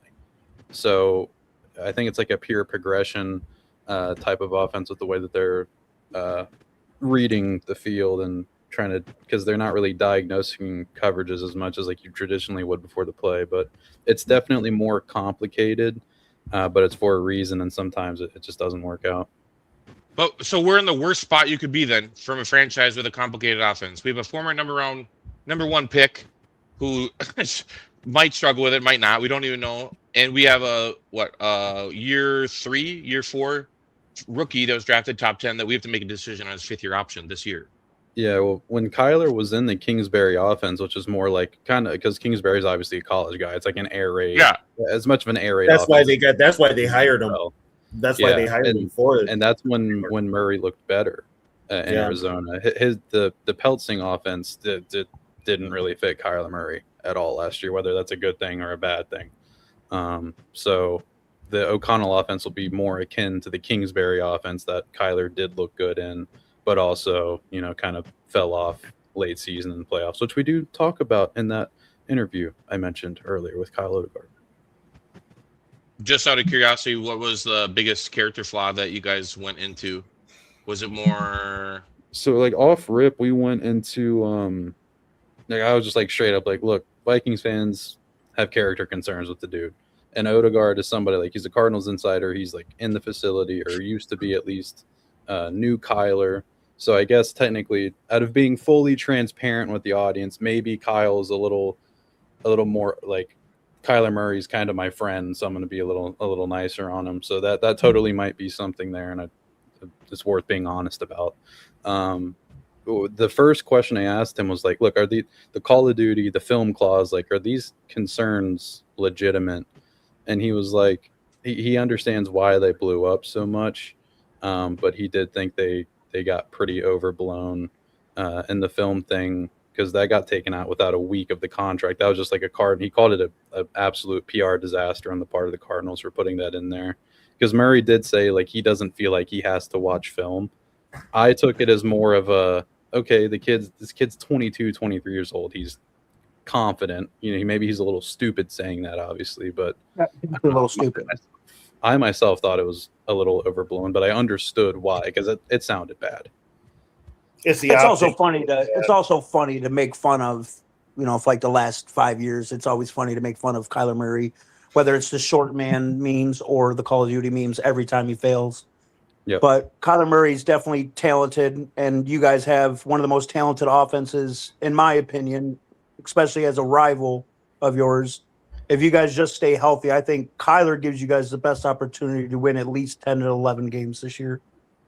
Yeah, that's the interesting part, because if you go with Kyler and he plays all 17, and then you're like, oh no, we're not going to pay you, and we're going to Darnold it all over again. I'm not worried about what Murray goes on and does, because we can't control that. It's, do you turn back to J.J. McCarthy and you're like, all right, it's your turn again? Like, at that point, bingo, right there, bingo. Yeah, when McCarthy do you really think they'll make that same mistake again? To say hypothetically, you guys go 14-3. If you guys go 14-3 again, I mean, you guys got a different GM now, so things could be different. Yeah, No, here's the deal: if they go 14-3 again, which means they're going to have to break the bank. But let's just say you had the same exact, and you lose in the first round of the playoffs. Are you getting rid of Kyler? Are you mad at Kyler, or do you want him to stay? No, he Here's leaves. the thing: he's going to want $60 million, bro. I'll tell you what, if it's $50 million is crazy, bro. Teasley may say screw it, and if and here's another thing with KOC too. This year could be a good year. Next year could be a bad year. It's that whole seesaw thing, hamster on the wheel thing. I'm dealing with that kid too. Break that. Cool. It's up to Teasley to break that. So Teasley might say, and Teasley knows Murray. He saw him when he was with Seattle. He knows Murray, so he knows Murray better than KOC does. I said that before. Yeah. So he may be just because you can read it, just because you can read a defense, your play style can still warrant you to make it look like you can't. Like, you look at Brett Favre, that guy read defenses, but he threw just 300 interceptions. But he was but a gunslinger, though. Like, he was just saying, "Fuck it." He was going to throw the ball regardless. Didn't care who. Let me be clear. Let me be clear. Kyler Murray watches film. He just said one time he doesn't feel like he has to, and that, like, Murray watches film. It's not like. So who do you think's got more? Who do you think's got more gunslinger though? McCarthy or Murray? McCarthy. McCarthy. I think McCarthy's got more gunslinger too. McCarthy's more of a gunslinger. Kyler Murray, for as much as he disagree, but Murray's arm talent. Okay, the question is not who has better arm talent. Murray has far better arm talent. Right. Who has more of the gunslinger mentality is J.J. McCarthy, because he threw like the first or second most deep balls in the NFL last year. Murray's arm talent is undeniable, and he's shown that. He struggles with the deep ball, and he also is a bit more of a check down guy. So people don't really talk about that. Right, but I mean they got a much better tight end than we do. Yeah, but you guys got the best receiver in the world. Yeah. So I agree. I mean, that means there's no excuse. There's no. And then you got two very other serviceable ones now. And then Hockenson, if he can stay healthy somehow, he's serviceable as well. Yeah, we're done with Hockenson. But hey, listen, I was done wish. with Hawkinson too when we had him, so I get it. Yeah. The I'm Kyler done Murray with thing, Hawkinson. it depends. It depends on the wins because the quarterback, it's probably not going to be 60 million his next contract. Say they win 12 to 14 games, Murray's getting 50 mil. Like It's this isn't 50 going to be mil, a yeah, Sam easy. Darnold contract. Daniel Jones just got $44 million for playing half a season and tearing his Achilles. That's insane. Like Kyler bro. Murray. I if mean, but plays he all was, 17 but, Yeah, but in Daniel Jones' defense, he was playing literally MVP football. he was playing great. That's fair. But But he Shaq. also had absolutely he great. also had Jonathan Taylor. That's a good one though. That's a Yeah. good one though, Hey, Shaq. but he still. I'm not one to like watch people's pockets or whatever. If Indianapolis wants to pay them $44 million, so be it. I mean, I don't. Is he going to be back by week 1? Probably not, right? I don't know. Make your money. But- I mean, but I I- agree with but- you. Make your money. I will say this though, B, and the rest of y'all on the panel. By Teasley being a first-time GM, do you think he really want to tie his career to Kyler Murray on a big contract? No. That's my. But I whole- do that- think he might want to tie his career to winning. Yeah, there's something So to it's say like- because Kyler Murray, is he the best quarterback in the NFL? No. Is he like a bottom 10 quarterback in the NFL? Not in my opinion, especially when he's I on- think he could be top 15 this year easily. Okay, I here's do. my thing. Is Tyler consistent? He ain't been. Can I be falls honest with off a you? little bit at the end of the year. He's had James Conner be injured every season. He's had every other, they've never really beefed up their offensive line. Marvin Harrison's been an absolute bust. They've traded everybody else that did stuff on their team to everybody else. They've been ran like a shit show. Like, it's not all on Kyler, to be honest with you. Well, they did Christian Kirk. It's not, but he's going to get a lot of the blame for it because he was brought in there. Never really liked that. though. Christian Kirk sucks. Like Yeah, if I'm he being D-Hop? honest, I don't like You don't Christian think Kirk. D-Hop? Kyler had prime D-Hop. He had Trey McBride. Michael Wilson, he didn't have for that. He had Michael Wilson. I forgot they had D-Hop. That's on me. That's on me. Yeah. Like I saw Yeah, a they dude did on have Twitter D-Hop. saying like, "Oh, Kyler Murray had AJ Green and Larry Fitzgerald." I Like, think- yeah, at 40 years old. Like, what the fuck are we talking I about? would You're just be not honest. getting Like, separation. as a Lions fan, when I found out you guys were getting Kyler Murray, I was pretty fucking salty. I'll be honest. The ceiling is high, but the floor Very, is very down, especially. But see, here's the thing, though. But I would say Everybody his floor is still kind of better than JJ's right now. Here's the whole thing, though. Everybody on this panel is not putting the blame where it should be, and they're giving all the credit. It's KOC. Man, we know we get with that. Yeah, but I can't give. I'm not going to give blame when we're in a new season. Like, I'm just looking for predictions and hopes. June, Like, June, I don't agree. wanna I be agree like- with you on the It's floor the and the ceiling same thing. I thing, agree but with you Here's the thing. on the. It's the same thing. You're gonna get. You're just getting a different quarterback to repeat what's already been done. Yeah, but aren't we supposed to be developing a fucking QB though for like more Yeah, than that's 1 year? why he Like, was what the fuck? hired. That's what I tell people. The reason KOC was hired was because they wanted him to develop the next franchise quarterback. Hey, So let him hey, fucking Jedi. develop them. He aborted the mission. But I will say JJ needs a lot of Yeah, work. he did it. He He did abort the doesn't mission. want JJ McCarthy. He's made it very simple. He's made it very loud. He doesn't want And JJ. can I be honest with you? I tend to agree with KOC on that. As a Michigan fan, I tend to agree that JJ benefited off the best defense in the country and the best run game in the country by a mile. Okay, There was Bro, no you one can even win close. with that. The So you- Ryan, you agree- hey, hang on. You agree with KOC, right? You would let him go, right? What do you say to somebody like John Gruden who wants to work with him and develop him?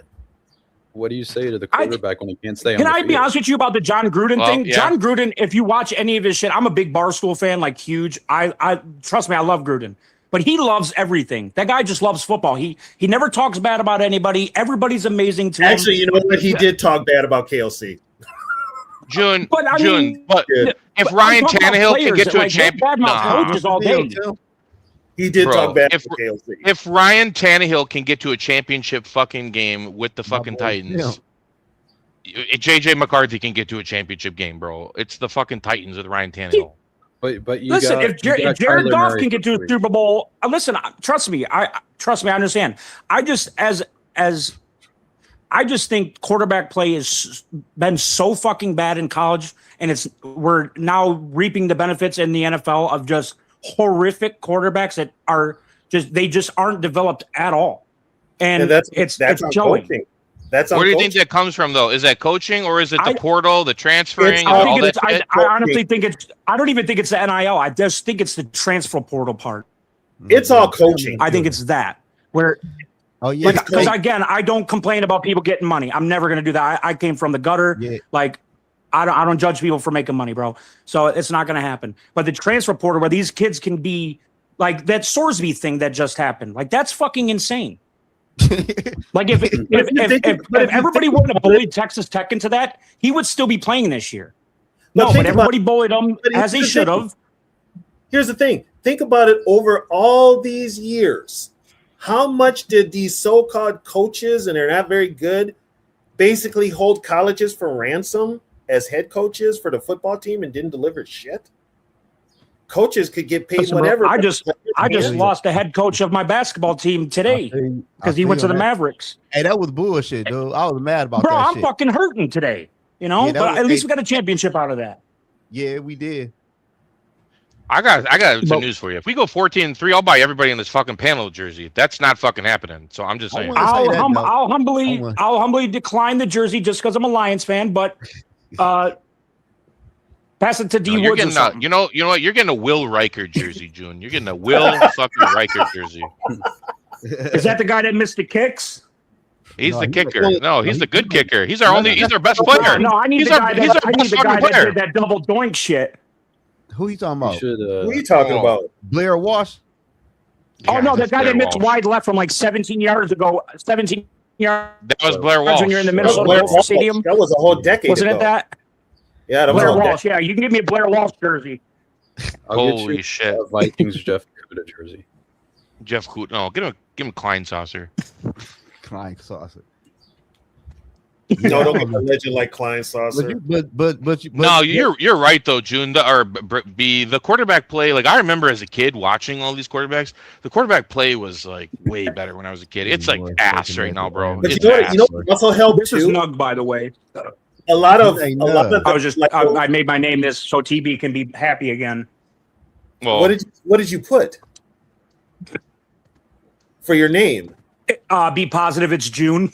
Yeah, I'm positive every fucking day I breathe. Fuck. As soon as I get up and walk out of bed, I'm positive. It's you motherfuckers that bring me down. And then you get on this podcast and start talking about KOC, and you're mad. No, I don't even bring him up. Oh, really? Okay, yeah, I do, because he's a fucking sore subject with me. He just did. I don't bring him up in conversation no more. Bro, do you remember Mike Zimmer's face when he missed that kick, bro? He basically said, "I'm fucking out of here." 27. Oh, dude, it was legendary. It was legendary. He said they mic'd him up, and he's like, "I can't believe he missed it. He missed it." Yeah. Oh my god. I was at a sports bar. Obviously, I live in Virginia. I was at a sports bar with my dad. Only Vikings fans in the place. And I was standing for the field goal, and I just dropped to my knees. And my dad damn near had his elbows in his fucking burger or whatever, just like hands over. Yeah, that sounds about right. Yeah, that sounds about right. I was watching it. I'm just like, this motherfucker missed it. That was I don't think we were beating the Panthers or the Cardinals that year, though. I don't think we would have gone much further, to be perfectly honest. With Teddy? Nah. But dang, the Panthers and Cardinals on another level. Can you really trust somebody who throws with a glove? Can you really trust somebody who throws with a glove, though? I don't know, man. No. Tom Brady threw with a glove. Well, not a Brady threw the glove. Jared Goff he had a glove on his left hand, with didn't the he? glove last year. I wanted to beat the shit out of him, bro. Yeah. Oh man. Oh my fucking god! I can't stand quarterbacks that wear gloves. Yeah, I don't get that. Well, here's the thing, though. Teddy was fine because he still had AP. Is Hitman coming back? Hell no. Yeah, they think Hitman's gonna come back middle of the season. He probably won't start with the team, but he'll probably pull up like week 6. That'd be that dumb shit I'll be talking about. Like why? Shaq, Zoe's calling it right now. The Arlington bar is a Vikings bar, Shaq. I was at just like a random sports bar where I live. Just everybody was there.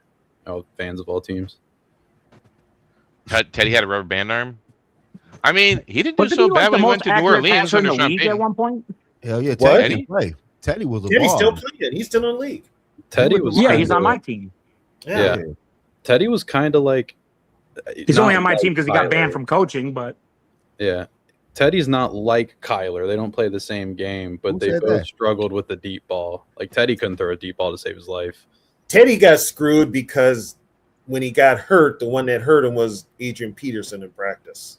I subscribe. And that was good looking. Is that hard though? Like, do you see a lot of quarterbacks who are really shitty with the deep ball, like really work on it? Because I feel like they don't really talk about that as development. That's pretty hard to develop.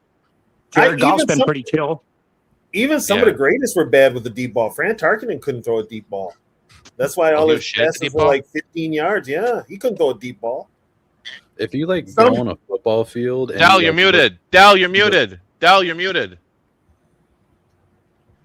Thanks, man. The difference is Teddy Bridgewater didn't have a strong enough arm to get the ball down the field, man. He had a noodle arm. Yeah, but he was Brad Johnson arm. Brad Johnson arm. But Teddy can play though. Have an 80% accuracy. Teddy can play though. Teddy was kind of like Teddy was better McCarthy, at least from what we've seen from McCarthy, in terms of he just had a gene to like win, and like he could have horrible box score, but like he just somehow pulled it out. Whether it's I mean, you can have like the best passing stats in the world, but at the end of the day, it only matters if you got the W or the L. Yeah, Breeze. Yeah, okay, that's a good point. Breeze wasn't that good either. Yeah. Huh? Breeze. Shaq made a good point. Breeze wasn't that good with the deep ball either. No, he wasn't. But you ain't gotta make a living with that shit though. You don't. That's but he was fucking deadly with intermediate and the 30-yard passes. He was deadly with those.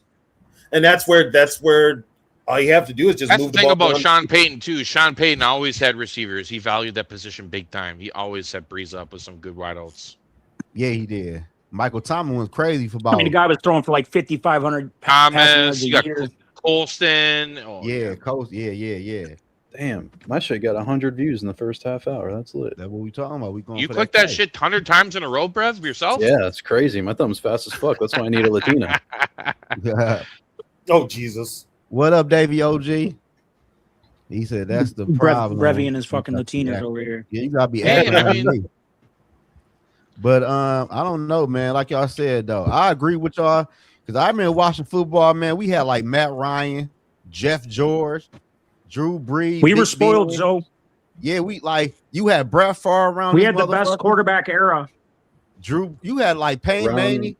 Around the time Andrew Luck retired is when that was the end of it.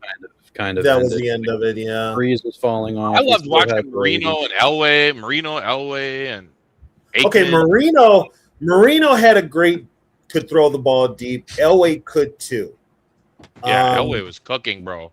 Jim Kelly wasn't the greatest. Oh yeah, Jimmy Graham went crazy. Nice. Oh yeah, Jimmy Graham was crazy. I forgot about Jimmy Graham. I appreciate that, Norse. But considering when I first started watching football, I was watching Staubach, Tarkington, Greasy. Only the one that could throw the ball deep, but he was always hurt, was Joe Namath. Yeah. Oh sure. He was the only one. How you guys think Andrew Luck would have won if he kept playing? I think he would have got one. I think. At least one. I think he would have got one. Yeah, dude, he was the best quarterback in the league by. He'd still be playing. In my opinion, by far when he was playing. He would have been injured 100 more times. Probably, but like if that doesn't exist, that's what I'm saying. If he kept playing, bro. It's a hypothetical, though. No, I'm just saying he'd be in a wheelchair. He might have that season in injury. Shit. You want to talk about a perfect Kevin O'Connell quarterback for what he would want? It's Andrew Luck. Man, I think he was just a perfect quarterback. Quite honestly. Yo, B, I was gonna ask you. You know what first season Kirk goes down 23? Yeah. That was the first season Brady retired. I actually thought in my head maybe he picks up the phone. Weren't we like 7-2 or something? It's believed that we contacted him. He hinted toward it heavily, and I've heard there were reports. Bro. I heard the reports on that. Tom Brady wasn't fucking with that offensive line. Yeah, I heard. You don't fuck. Are you kidding me? We're 7-2. Oh man, he would have fucked with it. He would have fucked with it. Was horrible. You know who had a nasty deep ball? Who? Kirk. Kirk had a good deep ball. Yeah, he did. Yeah, he did. Sam Bradford. Bradford had a nasty deep ball. Yeah, the problem with Kirk though, B, that I had was he never slid in the pocket. He literally would pull it down and just like kind of crumble and fold over like a lawn chair, bro. Kirk ain't had no fucking heart. About Stafford's deep ball. Stafford going crazy right now. Stafford changed his whole NFL career around. Hey, what's I mean, going he on used to with, say, just fuck it. Kelvin Johnson's down there somewhere. What's going on with Nakua? Is he going to be playing, or is he going to get suspended, or what? I thought he He's going to play, bro. Yeah. He's playing. The NFL Did they say anything on Josh Jacobs' suspension? Do you think it'll only be like 3 games? I meant to bring this shit up, though. Did y'all see what Calvin Johnson said? Yeah. What Megatron said? He said, basically, who he feels going to break his record in a season. He had Justin Jefferson until they drafted his boy from Michigan, and his numbers ain't going to be the same. He got Puka Nacua breaking his record. Because he said Puka got over 4,000 yards already in, 3 seasons. Whoever's gonna do it is gonna do it in the next 5 years, because we're gonna go to an 18 schedule in the next 18 game schedule in the next 3-4 years. Yeah, but that's when I need, like, you know how they have like the StatCast era, and they have, like, you know, all these different eras of. You're gonna have to start putting. We need a different set of stats when we go to 18 games. You're gonna have to start putting asterisks among these stats, because you ain't lying. I don't even need asterisks. Just make a new record book for. He said Randall Cunningham. They won't do that, because I mean, put it this way: the NFL won't even change their damn stats record, QB stats record. And what about Warren Moon? Warren Moon throw that deep ball? He did. I got a Warren Moon jersey just last week. Yes, he did. I love a good one. Randall Cunningham had the prettiest deep ball I ever seen. Randall coming in through that rainbow. He got rainbow, Dre. It was the tightest sparrow. He had the tightest sparrow for 80 yards I ever seen to this day. Of my generation. Nobody even brought up Randall Cunningham's name, and y'all supposed to be Vikings. Yes, they did. North brought it up. I got an underground one. Oh, I got an underground one for a deep ball. OG, though. I respect that. What you got, Del? What you got, Del? Chad Pennington. Chad? Oh, no. That's ball knowledge. That's ball knowledge, Del. That's ball knowledge. Chad Pennington, he was surgical, though. He just didn't have a hell of an arm, but he was surgical. Hell no, he didn't. He had an arm like Teddy Bridgewater. Yeah, but he was surgical, though, man. Pennington was a little better. Pennington was he was a little better, but of my generation, the best deep ball like my coming up is probably Russell Wilson. Richmond, Virginia, go. Yeah, you ain't seen nothing. We forgot about Dan Fouts. He did throw it too. Oh, Dan Fouts had a nice ball too. Yeah, Dan Fouts throw it too. Well, hey, what do you guys think of Culpepper? I mean, he just chucked it up. He just chucked that shit up. Man, don't bring that dude's name up. You don't like Culpepper? You're not a Pepper fan? Sorry. Man, that's one of the... Man, I damn near put that motherfucker with Josh Freeman, man. Oh, shit. Culpepper and Freeman. He mad at that playoff game. No, yeah, that too. Man, man, that man 300 pounds and you soft as cotton, man. Oh, shit. Are you fucking kidding me? Man, that man, Are you come on, trying man. to piss me off, Trey? That man got the most fumbles. Are you trying to piss me off? He a quarterback. To this day, he played quarterback. Don't be pissed off when you're making pasta. So that man hold the record to this day for the most fumbles for a quarterback. Yeah. And you honestly, 300 pounds. No, that record belongs to Warren Moon. No, maybe. No, it don't. Yes, it Go Google it. Go Google it, Mr. Google. Google that shit. Yes, it does. I'm Googling it now. What does that? Man, who's got more turnovers, Culpepper or fucking Moon? Quarterback fumbles. Brett Favre hold the record. Fumbles. Quarterback fumbles. Brett Favre hold the fumbles in a season by a quarterback. Interceptions. He hold interceptions. You ain't seen Brett Favre caught that ball up like he got 156 fumbles. Hold on, B's got it. What you got, B? Most fumbles in a season by a quarterback is tied between Kerry Collins and Dante Culpepper with 23 fumbles. Oh damn! I did career. Only because Kerry Collins only got there because he played longer. He played longer than Dante Culpepper. That's the only reason why he got it. Hold on, Dre. Hold on. What year was it, Brev? It was single season Culpepper 2002. Oh, okay. He fumbled That's when 23 times in 11 games. That's crazy, disgusting. man. Man, that's horrible. That's worse than That's two fumbles a game. That's 2 fumbles a I fucking couldn't game. imagine watching that shit on Sundays, bro. Man, that is But I worse did than watch an Adrian 0-16 Peterson's whole season, so I career, can't. man. And Okay, so, do you guys remember what was the knock on Dante Culpepper? Small hand. Small hands. Yep. Little to add more, hands. to add more context, Brett Favre had the most career fumbles. Second place was Warren Moon. Yeah. Okay. Oh, okay. Yeah, fair. Yep. Come on. Hey, put some respect on Kerry Collins. That guy was a journeyman, man. He played on a shitty team. Hey, he Put some played respect good on at Kerry New York, Collins. though. Yeah. No, he didn't. He had a pretty damn good career. He had a good year with the Titans, and he had a decent career with the Panthers. 2001 I with know the him off Giants. the Giants, though. 2001 Didn't he go to the NFC Championship with the Panthers? With the Giants, I think. The Giants, he shut out the Yeah, Vikings. he went to the Super Bowl with the Giants. Yeah, he shut out the Vikings. Yeah, with Dante Culpepper. 2001 Giants, Kerry Collins is the one that fumbled 23 times. Damn. So like 2001 and then 2002. I can't imagine 23 fucking times. Them a lot of fumbles, dog. Oh, that would piss me off. Damn. That's Oh, worse than AD. Brev, how many did you do? Matter of fact, that's 3 Darryl times Lamontia. worse than Adrian Peterson. How many did Culpepper lose, TB?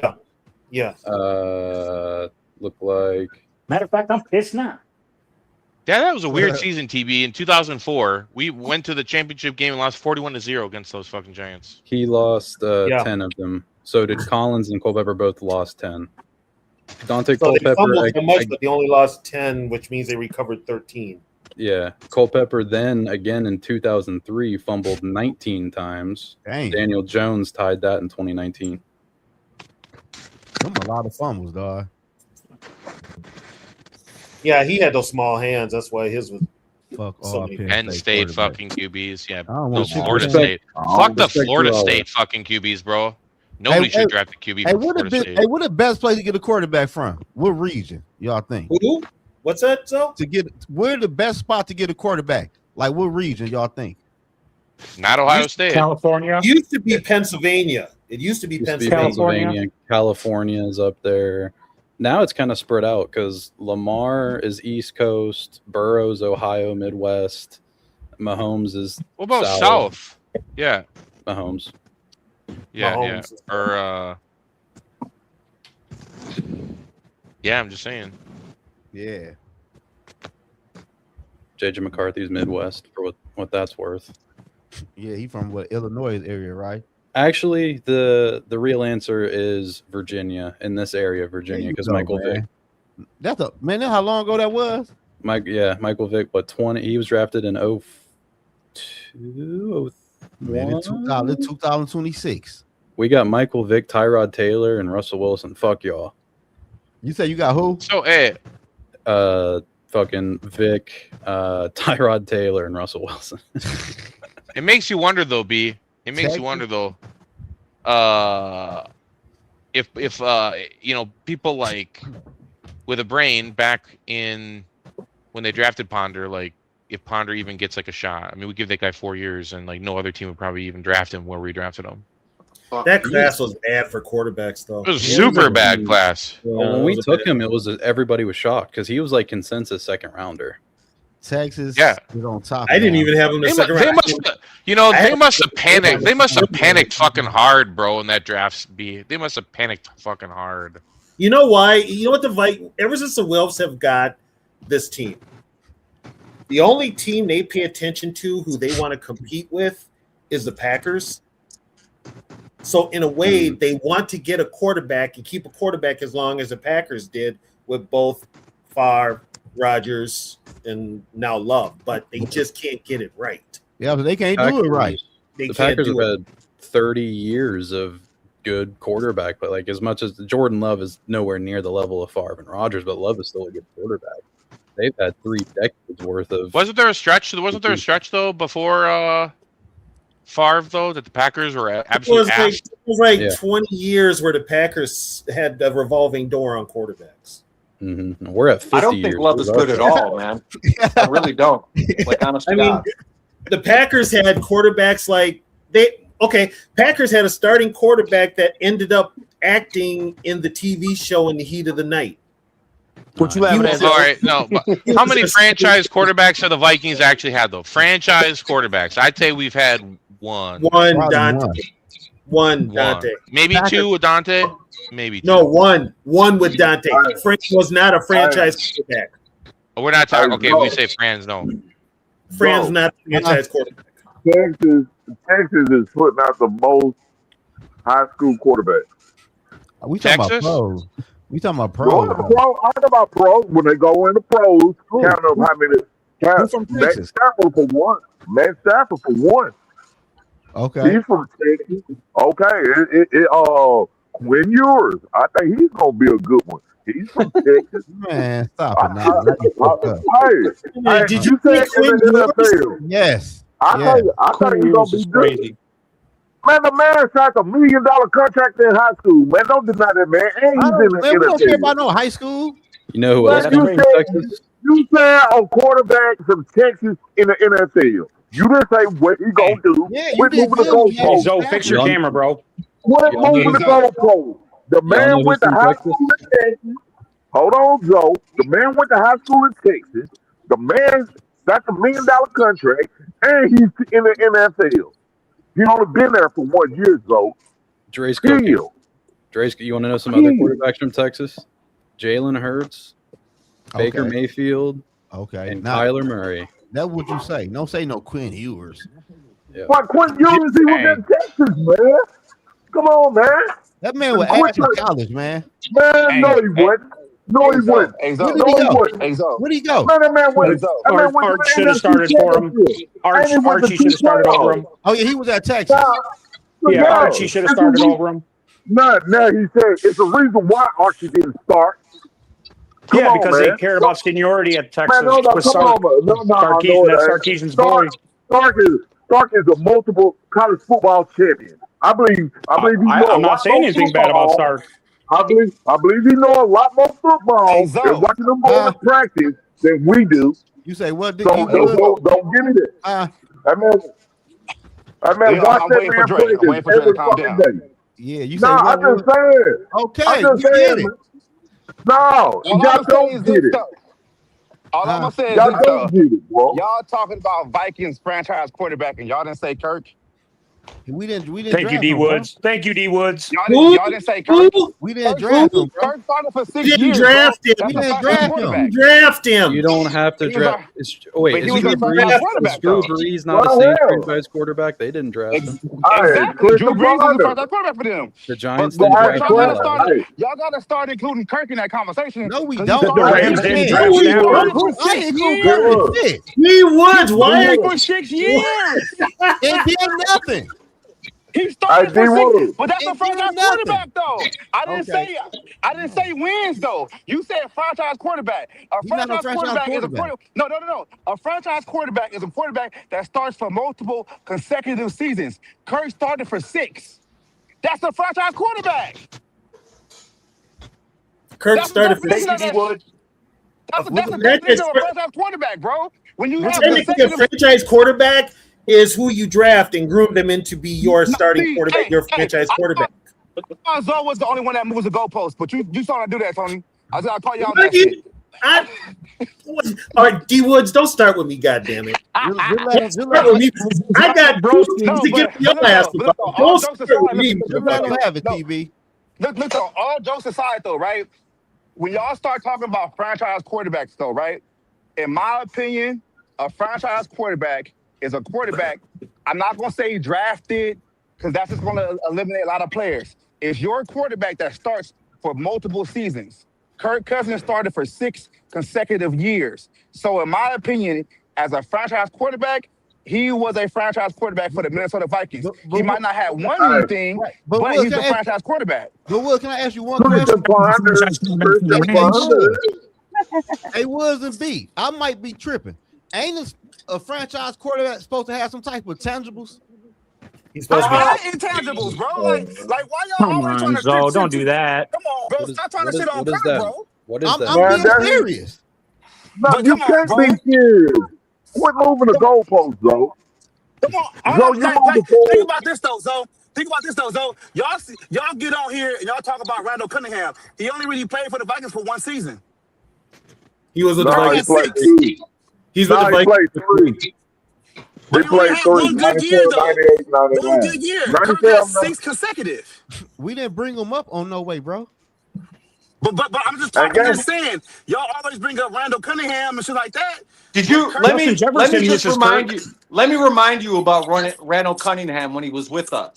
That man was the third string quarterback on our team. Third. That's true. But y'all praise him, but y'all never want to give Kirk his just due. I actually fuck with that. Nobody like No, why wouldn't you praise Randall Cunningham, man? He's one of the best fucking quarterbacks there is. Here's the reason I don't think of Cunningham. I think of Cunningham more of an Eagle than I do as a Viking. I do too. Right. Me too. Right. As you should. But, And do you think of Kirk Cousins as a Viking or a Redskin or a Falcon? A Redskin. I think of him more as a. Honestly, I think of Kirk more as a Viking. Yeah, me too. All right, there you go. Everybody does. Franchise QB. Hey, guess who else was a franchise? That fucked up, Nud.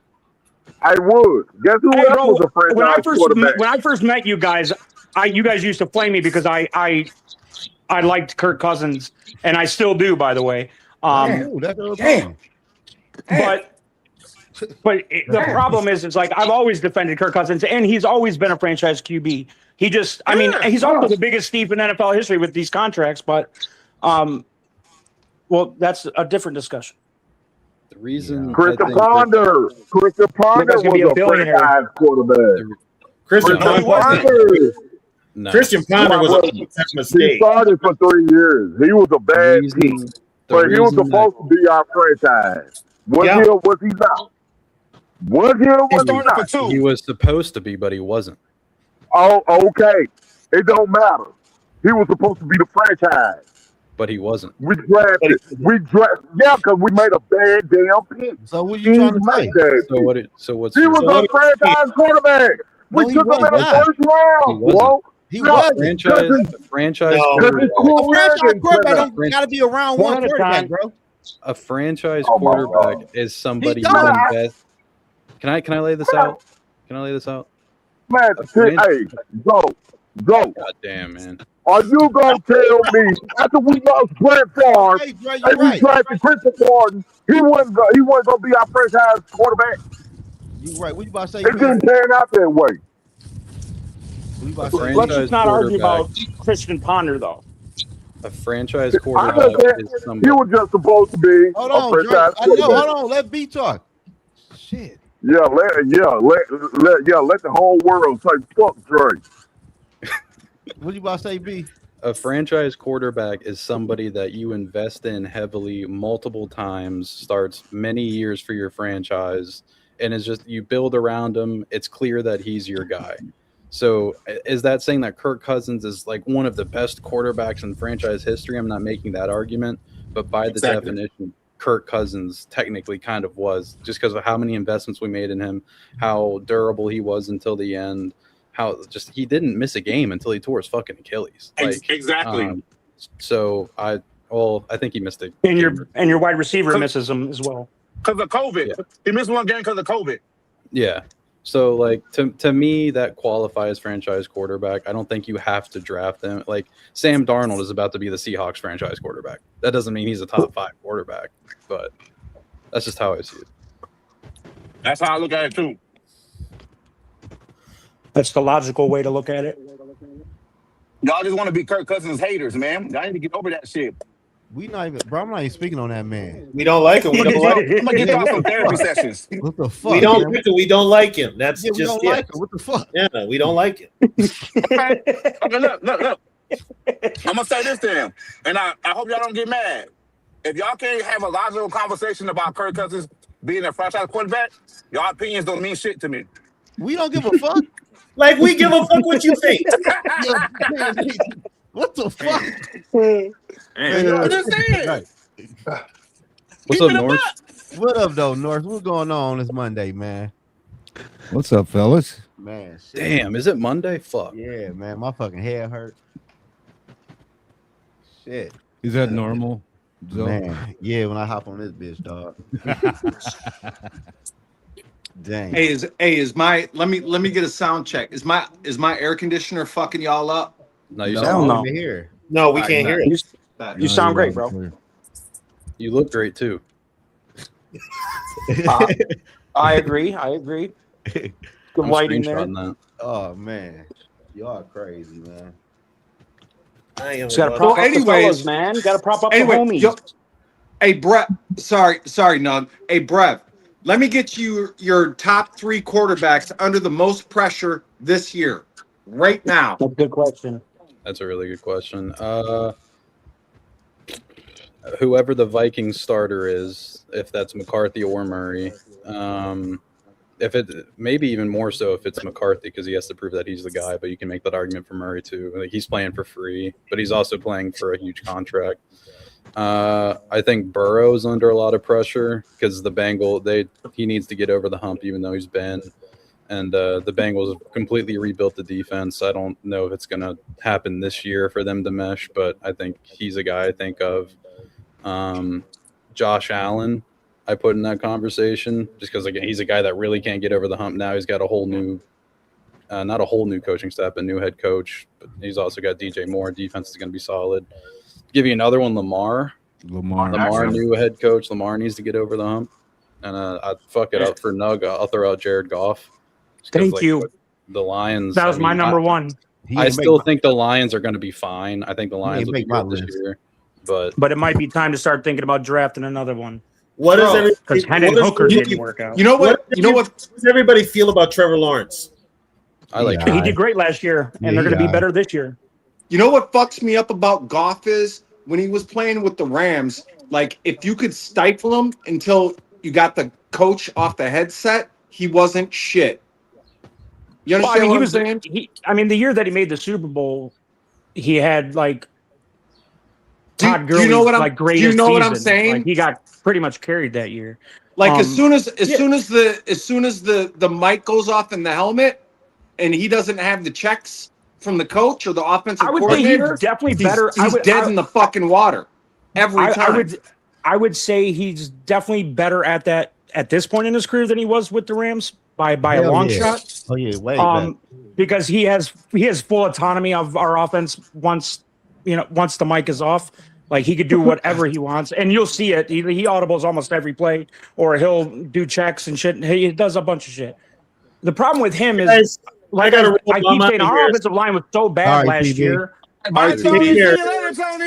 TB, get that ticket, man. See you, TB. All right. Yeah, I'm out. Later, guys. All right, TB. Tony. say you love me. What? What'd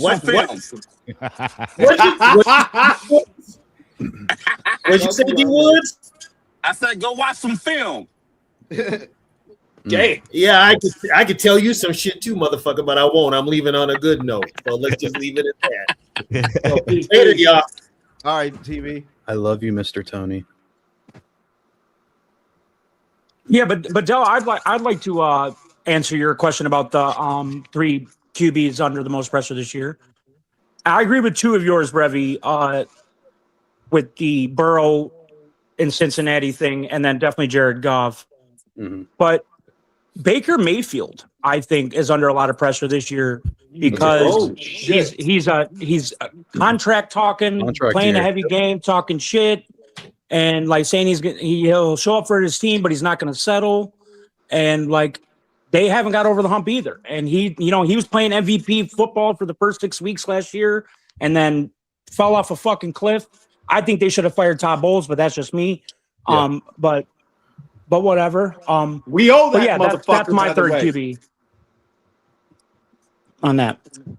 Okay. Baker was a nice one. Fucking Baker Mayfield got a lot of help at wide receiver, man. His wide receiver trio is phenomenal. That's the quarterback next year. Not anymore. Not anymore. Yeah, like Igbuka is nice. I really like Igbuka, even though he fell off a little bit at the end of the year. Chris Godwin's he's washed. a walking hamstring. Godwin's done, and they don't have their Hall of Fame franchise wide receiver. Did they draft a receiver? Yes. I think they had to have. Yeah. Yes. Who they take? I forget. I forget. I don't think it's going to really matter, to be honest with you. I think they finished third in that division. I'm very passionate about my draft evals for 2026, so I'll give my opinion. Who they draft, Dale? Hey, boy. Oh, did they take They took Ted Hurst. Oh yeah, no, fuck that. Hey, you mind if I don't like revisit? I don't Tony? like Ted Hurst. Tony, What's up, Dude, Ted Hurst is the man, yo. You say what now? Ted Hurst is the man. No, North. You guys mind if I piggyback on Tony's question with another question? Because he was talking about Trevor, right? Mm-hmm. I've got my answer on that because as far as Trevor, I think he's really coming into his own, especially after last year. But here is my question to you guys. And like I said, here I've got my own personal opinion on this, but they have Grant Udinski now as their quarterback coach. Do you think we let go of the wrong guy as our quarterback guru guy? There's certainly an argument. Yeah, who did you guys get in replace of him? Josh McCown. Well, he's talking more about letting Udinski go instead of like promoting Udinski to O'Connell's position, right, Norris? Oh, I wouldn't say O'Connell's position, but Okay. I would say Josh McCown's position. McCown? Yeah. Yeah, McCown, it's crazy he's gonna get head coaching interviews. I'm not a huge McCown guy. Like I like him. Is he really though? Yeah, he's already reported to be being looked at. It's kind of crazy. I think there's something there, but Udinski, I don't know if O'Connell, I think it'd be more because Udinski got promoted to OC from his quarterback coach position, essentially. So I don't know. I guess maybe O'Connell would have just rather had his lapdog Wes Phillips there instead of promoting Udinski and having too many cooks in the kitchen. But I wish we would have kept Udinski for sure. And oh no, I was thinking about Liam Cohen for some reason. He's in Jacksonville. Yeah. Liam Cohen's Jacksonville. Trevor Lawrence. I think that goes a lot into it. I mean, he really saved his ass after that Duval thing. Yeah. Cohen's a really great mind too. He's the guy that fully unlocked Baker in Tampa Bay. So, hey man, I like to give a little credit to Dave Canales too. I mean, for sure. I'd like to give a little credit there too because he's doing a good job in Carolina. See them coaches out like somebody that unlocks some shit with somebody. Yeah. And when did Bryce Young really start coming into his own? It's when Josh McCown left Carolina. It's when they started running the ball, having success running the ball, Brev. It when Kyle left. Well, that's just the story of football. I mean, that's just you could say that about almost everybody. Yeah, bro, you all should. Old boy was cracking off 200 a fucking game, man. Yeah, that's a little different. You should all agree, the running game helps any and all quarterbacks. Yep. So we shouldn't really be calling it dumbing it down just because we're running the ball more. Right. Simplify. I have a problem. Football's a physical game, and if you're running the ball, that means you're literally whooping people's asses. Like that's it's just right. It is what it is. That's my problem with some of these people out there that are saying, "Oh, they dumbed the game plan down for JJ last year." That's not dumbing it down. Right. He knew the offense. He was calling audibles at the line on the first game. You can't say he's stupid. I mean, this would be his third year. So you can't say he doesn't know the offense. And you can't say, as far as bringing the running game into it, that it's dumbing the game down because running the ball helps every quarterback, every offense. I mean, last year my team didn't run the ball. We were trash. We finished fourth in the division. The years before that, we were great at running the ball. We finished first in the division. I mean, it is simple as that because all you do need is an above average quarterback, and you can win a Super Bowl with that. The running the ball definitely. I know I've used dumbing down the playbook for sure, and it's probably not the right terminology. But simplify. Can we say simplify? They definitely That's the much better way to say it. They watered down the passing concept, and this is. Alec Lewis reported it, and I know some people don't want to listen to media, and that's totally cool, and I understand why. I went back and watched the film. I'm just one person. It's my takeaway.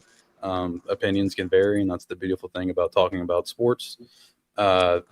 it was pretty evident in the film that the passing concepts they simplified, to use D Wood's term, and that's the really annoying thing about the running game is like the Vikings can run the ball. I've brought it up a million times. They were the 12th most efficient team running the ball in the NFL last year. It's just and especially if Darisaw is healthy, I mean, you guys are going to be dangerous. Yeah, and Dell even quoted Mason was almost at a 5-yard clip. Mm-hmm. No, I honestly think it's going to be the Lions and the Vikings contending for the division this year. I think the Packers fall off a cliff, and I think the Bears are just going to find Ben Johnson's going to find himself in some dumb spots, and Caleb Williams is going to probably his heroics can't get him. Like that shit just cannot keep happening. Like, I mean, the amount of comebacks he had last year, like you're supposed to lose their games. They have no defensive line at all. Chicago, their defense was like Minnesota's defense in 2022, where it's just a bad defense, but the turnover, it was like a remarkable turnover luck. That's gonna go away for Chicago in 2026. Yep. All right, here's another question for you, boys. Brev, you got the numbers, I'm sure, and Nug, you're a Detroit guy. I love Jahmyr Gibbs. He's so dynamic. Yep. And with our kid, Damon Claiborne, that we just drafted, people are saying Damon is actually a little bit bigger and just as fast. No, he ain't Gibbs. I won't go that far. No, and I would say Gibbs definitely got bigger this offseason because he's been labeled the bell cow now. So draft him high in fantasy. No, stature-wise, I'm saying. Are you saying Claiborne is like bigger than he was like during the draft process, or bigger than Gibbs? Like height-wise and weight-wise. No, Claiborne's a small guy. He's like 5'8", 185, 190. I think Gibbs is like an actual running back. I think when Gibbs came out, he was like 210, 205, somewhere in between 205 and 210. Gibbs is like just like the perfect amment stocky. And that's why he's so good. He's fast and stocky. And he said he's training MMA so he can fucking pass block a little bit better, like get his hands in the Alabama. I think it's pretty sweet. Yeah, that's what I didn't get, because I didn't actually totally look into all that. I just knew Damon was like 5'9" at best. Yeah, but I'm not gonna sit on this live here and lie to you guys that I was mad when we drafted him. So I will say that I made fun of Detroit for it, but I'm eating shit for it now. So, but with Claiborne, he's going to be like your outside zone guy. He breaks arm tackles decent for his size. At least he did on the Wake Forest tape. But at the NFL level, he's just one of those guys that's going to go down at first touch, most likely. Like the arm tackles, he might be able to fight through, but once somebody gets good positioning on him, if he can't make it, everybody's elite in the NFL. Exactly. So I don't know. I like Claiborne. I think Tyler Forness made a great point. Like, I don't know if Claiborne's a lock to make the roster, and I like Claiborne, but I don't know. Well, if he does make the roster, I think Brad, I'm with you on that one. I'm not sure if he locks either. He's probably like making the roster, 5 to 7 touch per game kind of guy. Not you guys draft him in. Kind of more of a manufactured touch guy. Y'all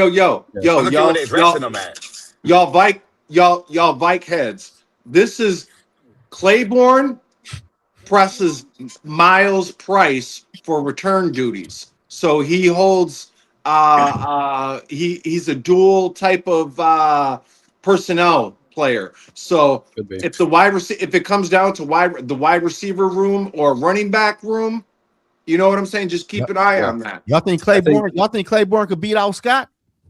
Yeah, I think he could. I'm not a huge Xavier Scott guy, but Dell makes a really good point because Claiborne is got looks and OTAs and special teams. I think honestly, there's a decent chance that Miles Price is your receiver 4, to where you wean him off of returns a little bit and you kind of work Claiborne into that role, and that can raise his chances to make the roster. What round did you guys draft him in? We did trade up. Oh, okay. Back into the 6th round, but that's still, we didn't make a huge investment. Nah. Right. So it's definitely not a lock. O'Connell's going to use Price for the tush push then instead of Powell? Potentially. Yeah. Is that where we're going there? He wears number 4. Are we still going to see the tush push this year? Yeah. Hell yeah. KLZ might pull it out. They put that shit in Madden. It's not going anywhere. I got to switch my name back to Positive Vibes. It's June. Yeah, I could see that boy coming back around. The Eagles still gonna use it. Shit. I think the Cowboys win that division this year. I agree, Nug. Yeah, I think I think they run away with it too. Run away. I don't know about run away. Who else is going to press them in that division? Yeah, I think the Eagles might still be there. Fuck no, bro. I think Philadelphia falls apart this year. I've been waiting to say that because I know that's an easy take. Defense too good. Thank you, Brevy. I agree. Yeah, that defense is way too legit, man. Yeah, that defense too really nasty. But how much do we talk about the dysfunctional, like Kevin O'Connell, and what we know or don't know about him? Like Sirianni, it's way worse. So that can bring an entire team down. I think the defense will still be good, but they're just so dysfunctional. But Sirianni ain't calling plays. Yeah, but he's the lead man. But shit, he did win the Super Bowl. I respect the hell out of Jalen Hurts, how he keeps on working and working, but there's only so much lifeline there. I think he's around the end of his chain there. I mean, look at the and he might be, but the Philadelphia Eagles are not a quarterback dependent team. No. Look at the same Eagles team from 2017. They go and win the Super Bowl. 2 years later, Peterson's fired. Foles is gone. Wentz is traded away. Their fans will turn on them quick. Yeah, the Eagles. They lose 4 games in a row. They're going to want Sirianni fired. They're going to they're going to be rioting in the streets. Like Philly doesn't play with that football team. Jalen Hurts looking for a new contract too, though. Is he? He ain't got I just think for some reason AJ Brown wanted out, and I think they fucked up by letting that happen. I thought he just got a contract like a year or two ago. About 3 years. He ain't got no more guaranteed money left after this year. Yeah, they can. The relationship went sour too. Yeah, so that's another quarterback might be on the move. I don't know. I wouldn't say on the move this year, but I would definitely say they're not going to make the playoffs this year, and next year, if they don't get into the playoffs, they're gonna make a move. Man, that man won a contract at that. You think that man gonna play next year with no guaranteed money?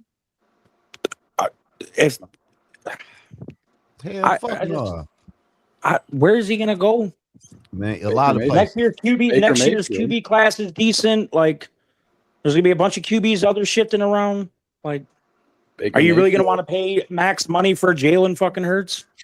Yeah, Mayfield's playing this year on his final year. Quarterbacks play on their final year. It's not. No, trust me. I just don't think the Eagles have a good offense anymore. No, I agree. I agree. I really like Devontae Smith, but I agree. That's it. That's literally. I don't like Saquon Barkley this year. I don't like their offensive line. I don't like anything about their offense actually. So going back to what Brev said, there's a great point there because, going from KLC's crazy, in-depth offense, there's a Philly offense that is like more high school level. It sucks to watch, man. Though I don't think you would be excited about it. But I mean, if you're winning in games, I guess. Winning though, shit. Well, how do you think Kellen Moore got that Saints job? Because he could tone it down. Yeah, because he had Dak Prescott looking like God. Shout out to my boy Skull Mafia with the super chat purple gang in the building.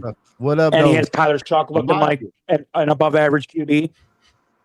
So I give Kellen Moore a lot of credit. I think the Saints will be decent this year. I can't wait to get monetization on my channel so Skull Mafia can send me money.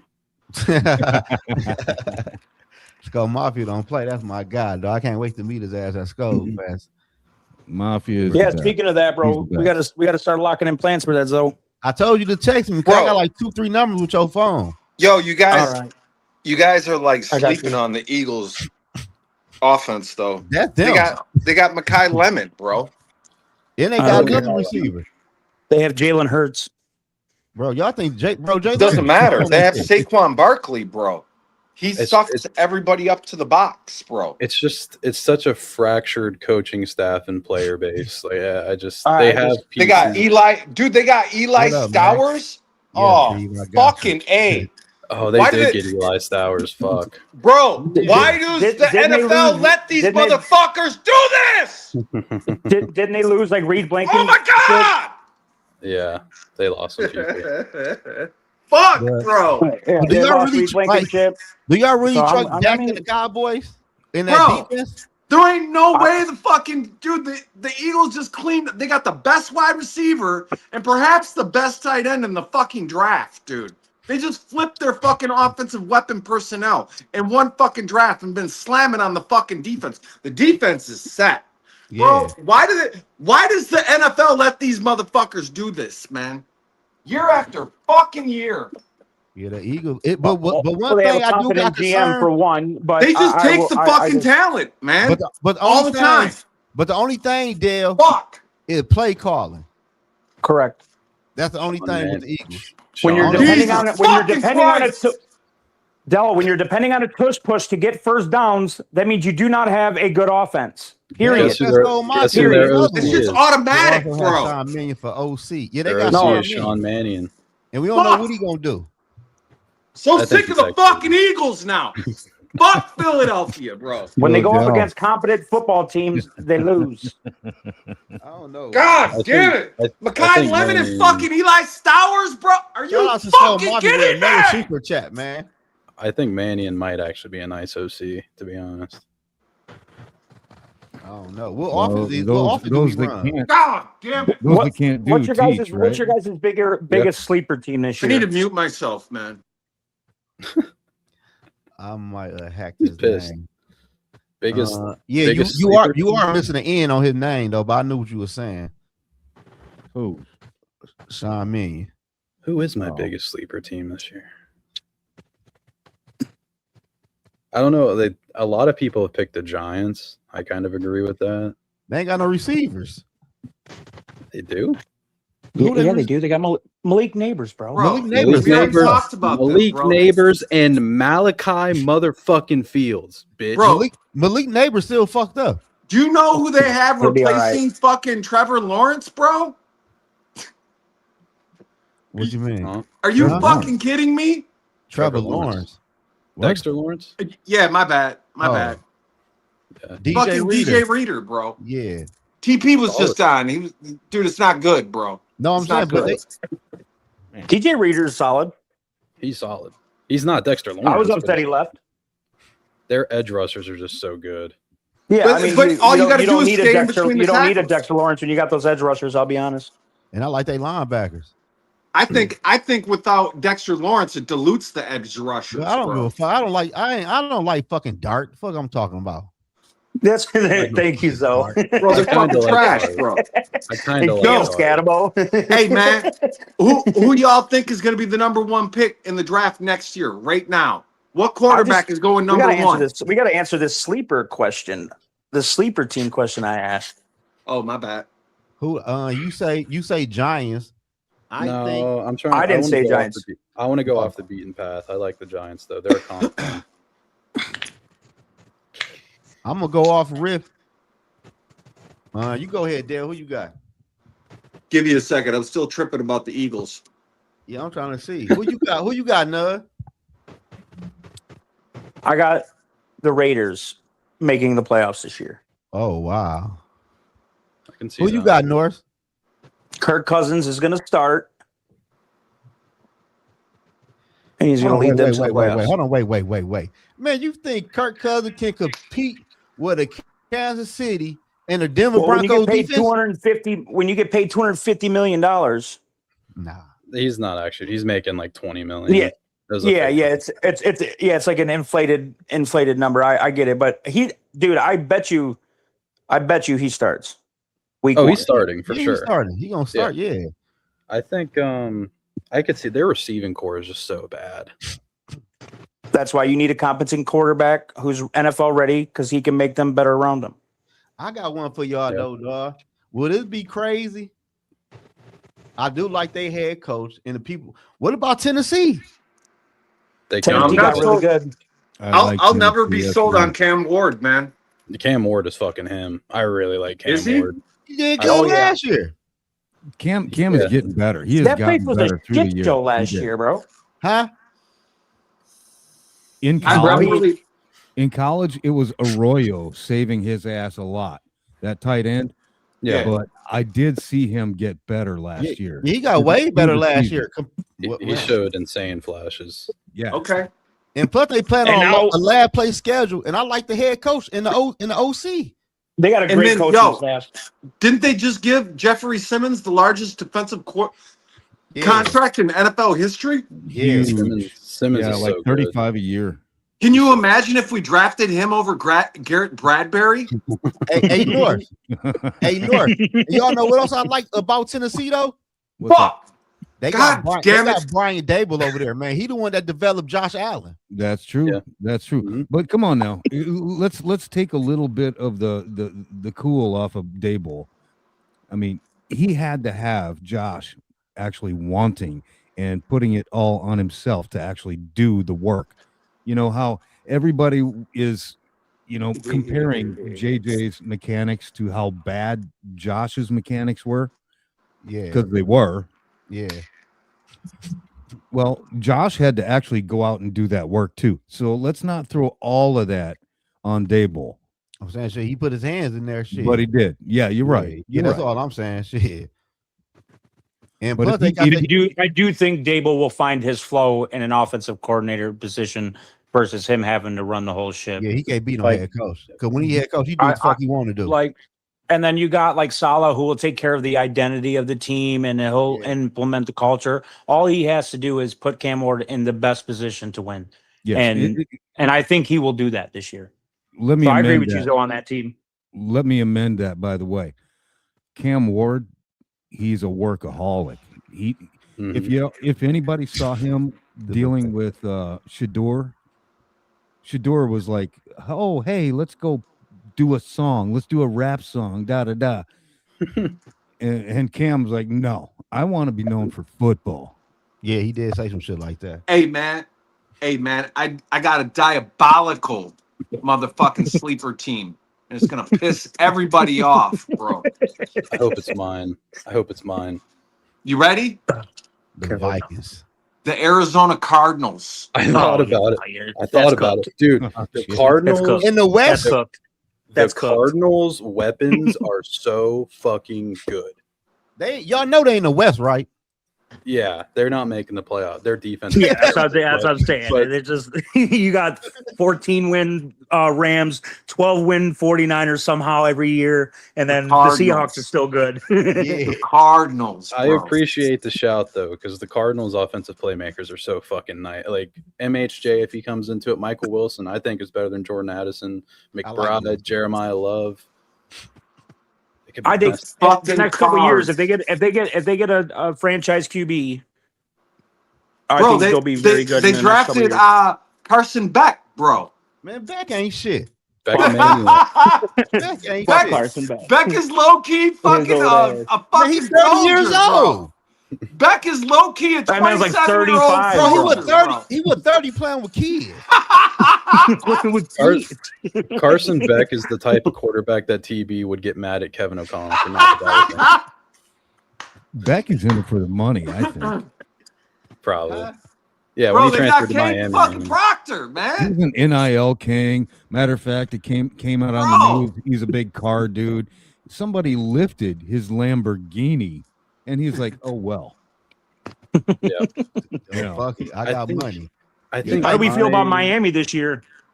Oh, they're gonna suck. Top three picks. I agree.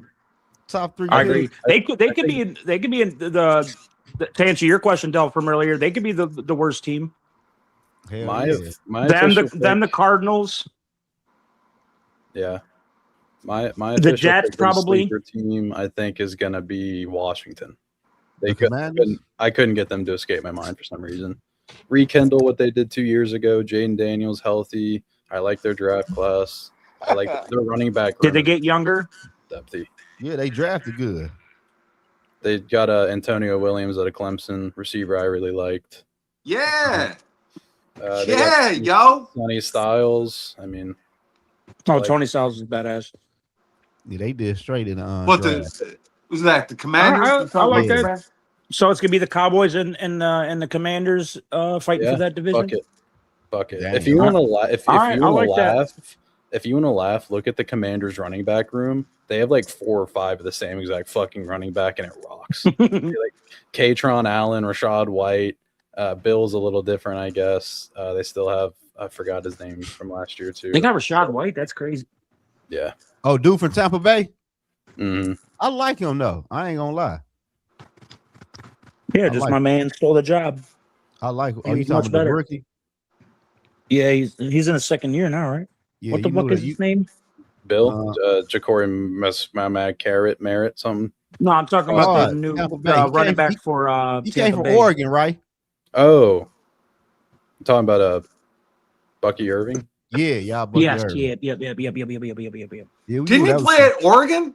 Yeah. Is that what you just said? My bad. Yeah. You knew he was gonna be the one though after they drafted him. You know his time was on a little time clock. That's what you're supposed to do. You're supposed to draft a replacement now. That's why I'm gonna get O'Neal a contract. Draft a fucking replacement. They tried to. Guess where he played before Oregon, Dell? Not Minnesota. Texas A&M? Minnesota Golden Gophers. Oh shit! I don't know nothing about the Gophers, bro. I don't know nothing about the Gophers, bro. No, nobody's gonna hold that against you. I don't think. Bro, I don't know. I don't claim them, bro. I can't. The last Gophers running back I loved went to Detroit, and it made me mad. And thankfully, he flamed out. But it was Mo Ibrahim. Then Barber go to Minnesota. Yeah. You know Marion who else is Barber, about to flame out that I really liked coming out of the draft was Sion Vaki. He's about to flame out too this year. Where he at? Mm-hmm. I think he went to Louisville. Louisville. It sounds or right. like some smaller school in Kentucky.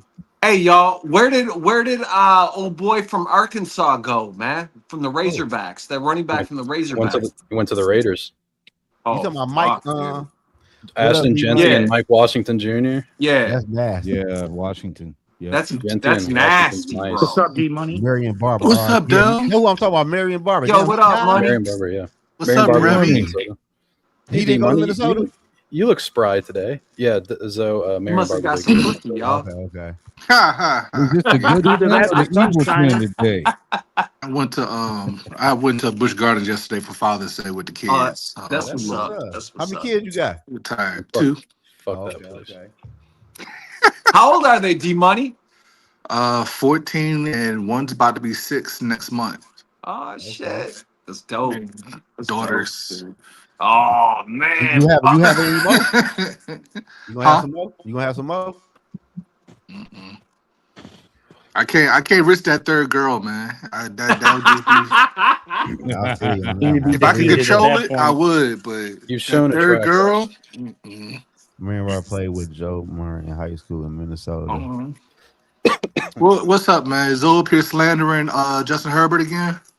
No, hell no, not yet. Yes, I did. He did earlier. He did. Look, this is my top 5 list. That's so fucked up. Look, he on my top 5 list for quarterback under the most pressures. Come on, man. What? The Chargers ain't do. I tend to agree with that. Hey, Money, we got to get your take since you're coming on late, man. Who's your top But then again, 3? not really, because they had Jim Harbaugh, so he's going to be their quarterback. I mean, before they had Jim Harbaugh, he had pennies that he was with, bro. Like, what do y'all want from some of these quarterbacks, bro? I don't know what y'all be wanting from them. Hey, man. yo, Money. Who's What I your got? top 3 quarterbacks under the most pressure? JJ McCarthy. All right. Who else? Well, I really think Murray could be under more pressure. They both are. Shit, they go together. They go together. Can it be everybody that's on the AS? Everybody's on the AFC side. That's Pat Mahomes' sons over there. That can't beat Pat Mahomes. They're all under pressure. Bro, he got the whole fucking league on notice. Nah, just the AFC. His sons. His sons know who they are, man. Shit. Damn. That's your list here. Jalen Hurts. It will barely be my third. Woo! You know, Jalen Hurts under pressure. Yo, how many more years does he have under contract? No, look, we got to listen though. The reason I say that, guarantee money. Lamar, Joe, Josh, Justin. can't beat Big Pat, bro. But Yep. but I One will, of them got to beat Big Pat, man. but I will Yep. say this though, Lamar and Josh is learning a new This offense. year. No, I don't think Josh is. They not gonna keep paying these guys like that if they can't Josh beat Allen in a new stadium with a new coach. They Could gonna be pay. great. They pay anybody, man. They can't beat. Well, I mean, they can't. They're not getting the 80,000 Mahomes Bills money. fans. They don't give a shit. Fuck it. I'm still getting my 60 per year. Shit. Dak getting paid 62 or 63 or some shit. Yeah, no. Dak ain't getting shit. Lamar is definitely like that whole. They all under pressure, man. And, Man, I don't got no faith in them no more. The thing is though, they don't have an excuse this year because they have everybody that they're supposed to have. So yo, check it out. But they've been getting their ass handed to them for so many years. Do you think maybe they gave up and they fell in complacent? That's what I think. You know what I'm saying? I don't think. I think after this year, if Lamar doesn't get it this year, then where everybody's going to be like, everybody's going to give up on him. Or like with Joe Burrow, just has to stay healthy for a year. You gotta think about it too. Lamar is like what 28, 29 now. Burrow's gonna be 30. Allen's 30. Mahomes is gonna be 31 or 32. Like that's shit over with. That play been left, D man. That's why they ain't make my list. That shit over with. Damn, I turn 30 next Sunday, Zo. It ain't over with, man. No, I'm I really quarterbacks. I feel like it's the last year, bro. They gonna have to go somewhere else. Yeah. Shit. This is the last year. I mean, it's the last year to prove it, man. But yo, so why did Kansas City not make the playoffs last year? Mahomes got hurt. Injuries. And they wasn't good last year though. How many Kansas games City- did he? How many games did he miss? defense. Like for real? he missed like 3.5. Like they were hanging by a That's thread when nothing, though. Mahomes was on the No, field. And their running good and their last running year. game went. Their offense was bad. Yeah. Their running game will be back this year. Yeah, they So got their K-9. line, so their offensive line caught up to him. And Travis Kelce looked old. They ain't had no running back last Yeah, year. yo, Kelce I don't know looked why old. in the fuck. They got Yeah. rid of Tooney. They gave him to Chicago. Yeah, I seen that. He still had gas in the tank. Yeah. But no, let me see, Joe. They supposedly I'm hearing from Bengals fans that they fixed their defense this year. So They I don't want to did. hear any excuses from them. Lamar, everybody knows his team is pretty much loaded.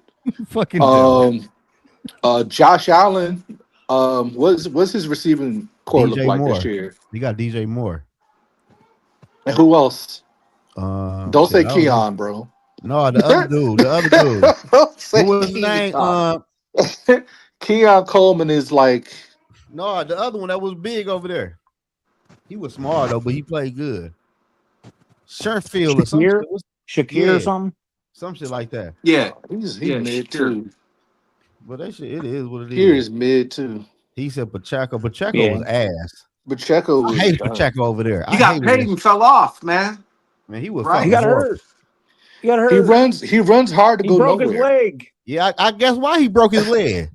Look how hard, like you said, he don't go nowhere. Hey, Yo, that y'all stop. offensive Hey, line we've been finally- having a good conversation. Let's leave Pacheco out of it. Oh, he All with right. y'all now. Yeah. You better just chill for a little bit. All right. My bad. But That's we had the that's my same, man's now. but we had the same conversation, bro, about these same quarterbacks year after year after year, bro. When we gonna He's a realize perfect backup for Gibbs, by the way. they just like some quarterbacks just not gonna win a Super Bowl? So bro. this year, bro. If they don't He's no beat him David this- Montgomery, If they but- don't beat him this year, Last year was the it's best never gonna year. happen. Last I'm year gonna was be the best year honest. for them. I'm gonna be How about honest. this I'd year? rather have Pacheco at 2 mil than Aaron Jones at 5.5. Oh yeah, I would too. Well, yeah. Also, Dude, Aaron fault. Jones. We need to delete Aaron Jones from the conversation. I'm sorry. Somebody need to kidnap his ass What's- before week one. what's Justin Herbert's team look like now? I know they got Ladd and then they got Quentin. Quentin Johnson is not It good. don't matter, bro. They get to the playoff and do the same thing every year, bro. I mean, he's getting there with actual guys that can actually play now. Didn't rather their than just entire pennies- offensive line implode pennies last and year? nickels. Man, listen, man. I ain't here for the excuses, bro. Show me how you make the food. I don't want to see all the shit. I don't care about all that. All right. I'm just saying. Shit, he got paid like a top dog. Okay. So I'm gonna say, we But gotta see what they everybody do this does. year, bro. Dame Jones. Oh yeah, he got Every time a paid. contract's signed, it's the highest in the NFL history. That's why I respect the Dallas Cowboys. They got Michael Parsons ass up out of there. I ain't paying you shit. I like that. But they also have the highest paid QB But in the still, league though, too. Well, they realize that he's one dimensional, bro. no, they realize he Dak Prescott just on defense. That's a good take. Tell Aaron That's a good Jones that take. his hairline is washed up. Solid take though. Nah, for real, that's a solid fucking take, man. Like CJ Stroud. Listen, if you That don't shit upset if you me don't last bounce year. back, bro, I'm sorry. I can't do it. I can't do it. Even though I hate Ohio State, I still want CJ Stroud to be. Hey, be Scotty, good, man. our corners aren't trash. They just didn't have a decent pass rush down front, and Yeah. they're not. And they point shave. That's the other thing too. They do. Our corner way better this year. I like Pierre. Oh man, I think we got I like don't care one of what the y'all say. most. Isaiah Rodgers point shaved that game. Yo, our cornerback room is probably our strongest fucking position. Excuse my language. Strongest position group, bro. I think D No line. joke. Cornerback room is good. Man, we've been cussing for 2 hours and 45 minutes. Yeah, but Money might have had kids and stuff. I you like know what I'm they're saying? cool. The new kid that we got, I like him a lot. Pierre Charles motherfucking Yep. Demings. I've been Yeah. telling you about him for Demings months. is He's Yeah. going to be the Yeah. Vikings cornerback one day. I promise. I I promise think so, that he will be dude. the cornerback I one believe day. it. I believe He it. has some measurables to do it too. Yo, real talk, Brev.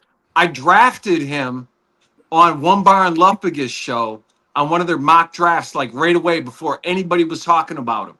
Right after the combine. What in the round 5th round. Oh, the 5th round. Yeah. The more and more I think about that draft, and I've said it across, other programs as well. This is the best absolute draft that I can remember. Yep. With death players? Am I? No. For real. Who players. drafted him? I mean, we're not talking got to be starters right away. Oh yeah, for sure. But I think all the blue chippers are next year, but I got you. The two that I'm most interested in that I think are going to make big waves, Jacoby Thomas and Chuck D. Those are my two favorites right there. I love Jacoby Thomas. The thing that I love the most about him is he learned like 3 different defenses in 4 years.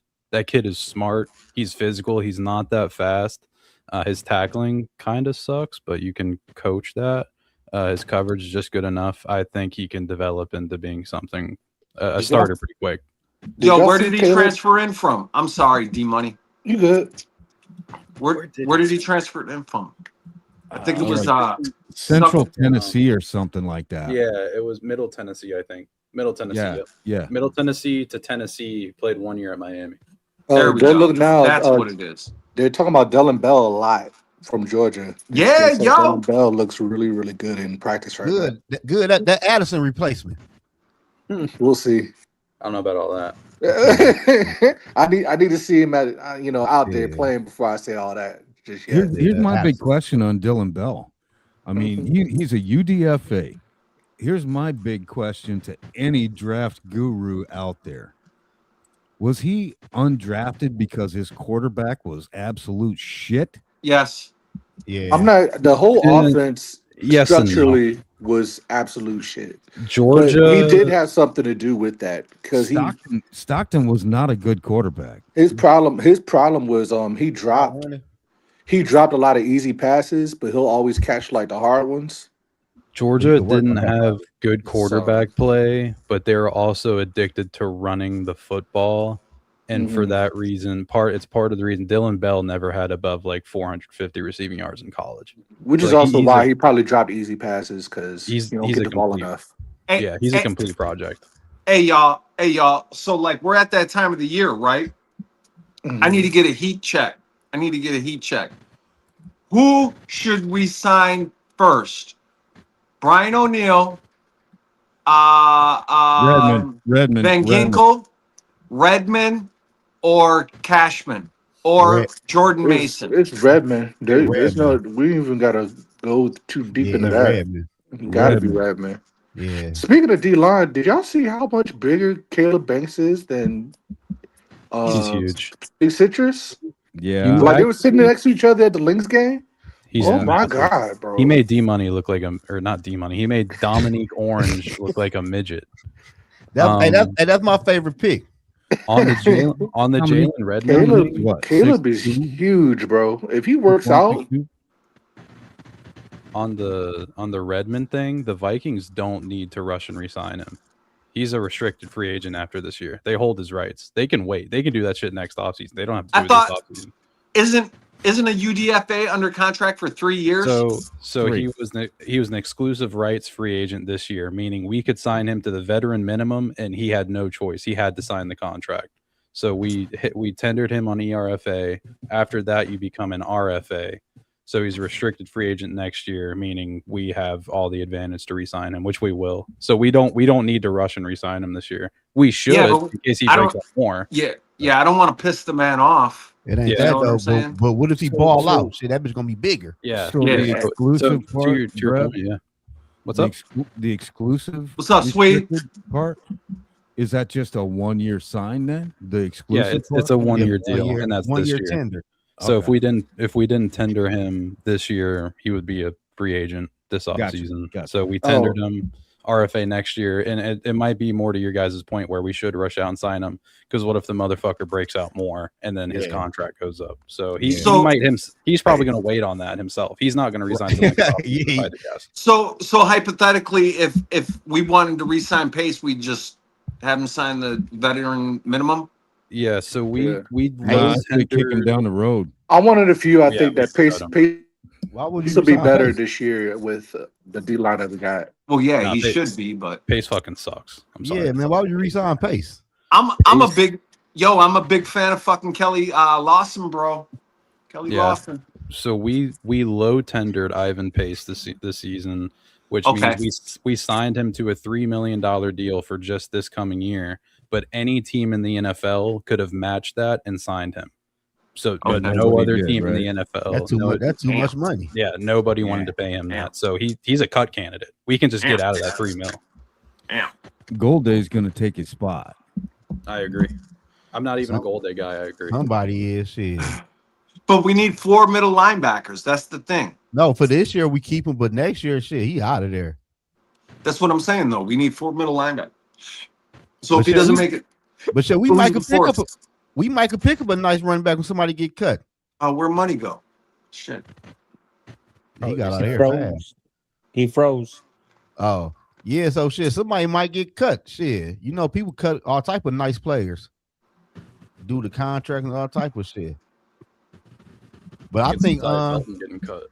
What y'all think about Teasley making the cut move and then bringing those former Seattle cuts in? Who we cut? We released an O lineman, Tristan Lee, and who the fuck was the other guy? Their names that don't matter. The two receivers we brought in. So Rudolph is a smaller guy. He's more of a gadget guy. He's definitely the better between him and Michael Briscoe, who's the other receiver we brought in. Briscoe had missed almost an entire season in 2023, I believe.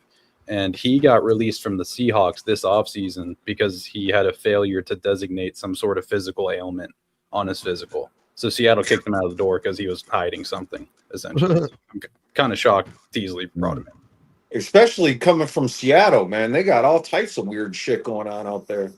Must be bad, bro.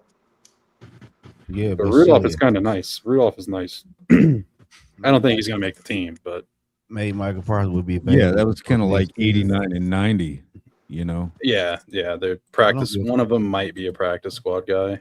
I don't give a fuck if Parsons come back or not. Honestly, shit. The fuck do I care for? They're going to be last place. They are, bro. In the NFL, bro. No, not no NFL. No, not. I think so, bro. Hell no. I'm telling you, the Cardinals are going to be the surprise team, and the Packers are going to be the worst team. In the NFL? Yes. Hell. Nah, I can't do that one. I don't even want them to be the worst team. I just don't want them to make the playoffs. Bro, the fucking I don't want them to get. I want them to is going to the middle of the pack. Cowboys, bro. I can't get on that one though, Dale. You by yourself with that one, my boy. So here's something for Nug there. You're a Michigan Wolverine guy, right? Oh yeah, everything Detroit and everything Michigan. Hey, y'all just lost y'all coach today, man. Yeah, that was some bullshit. Thank you for your condolences. That was some bullshit. What you got? Don't laugh at me. What you got to say about our boy Max Bredesen? That's the one. All good things. That's the one. All good things. To be honest with you, I'm really high on your guys' team this year. Like, barring Kyler Murray starts and plays all 17. Because I'm not high on JJ, but that's just a me thing. I really love your guys' team, honestly.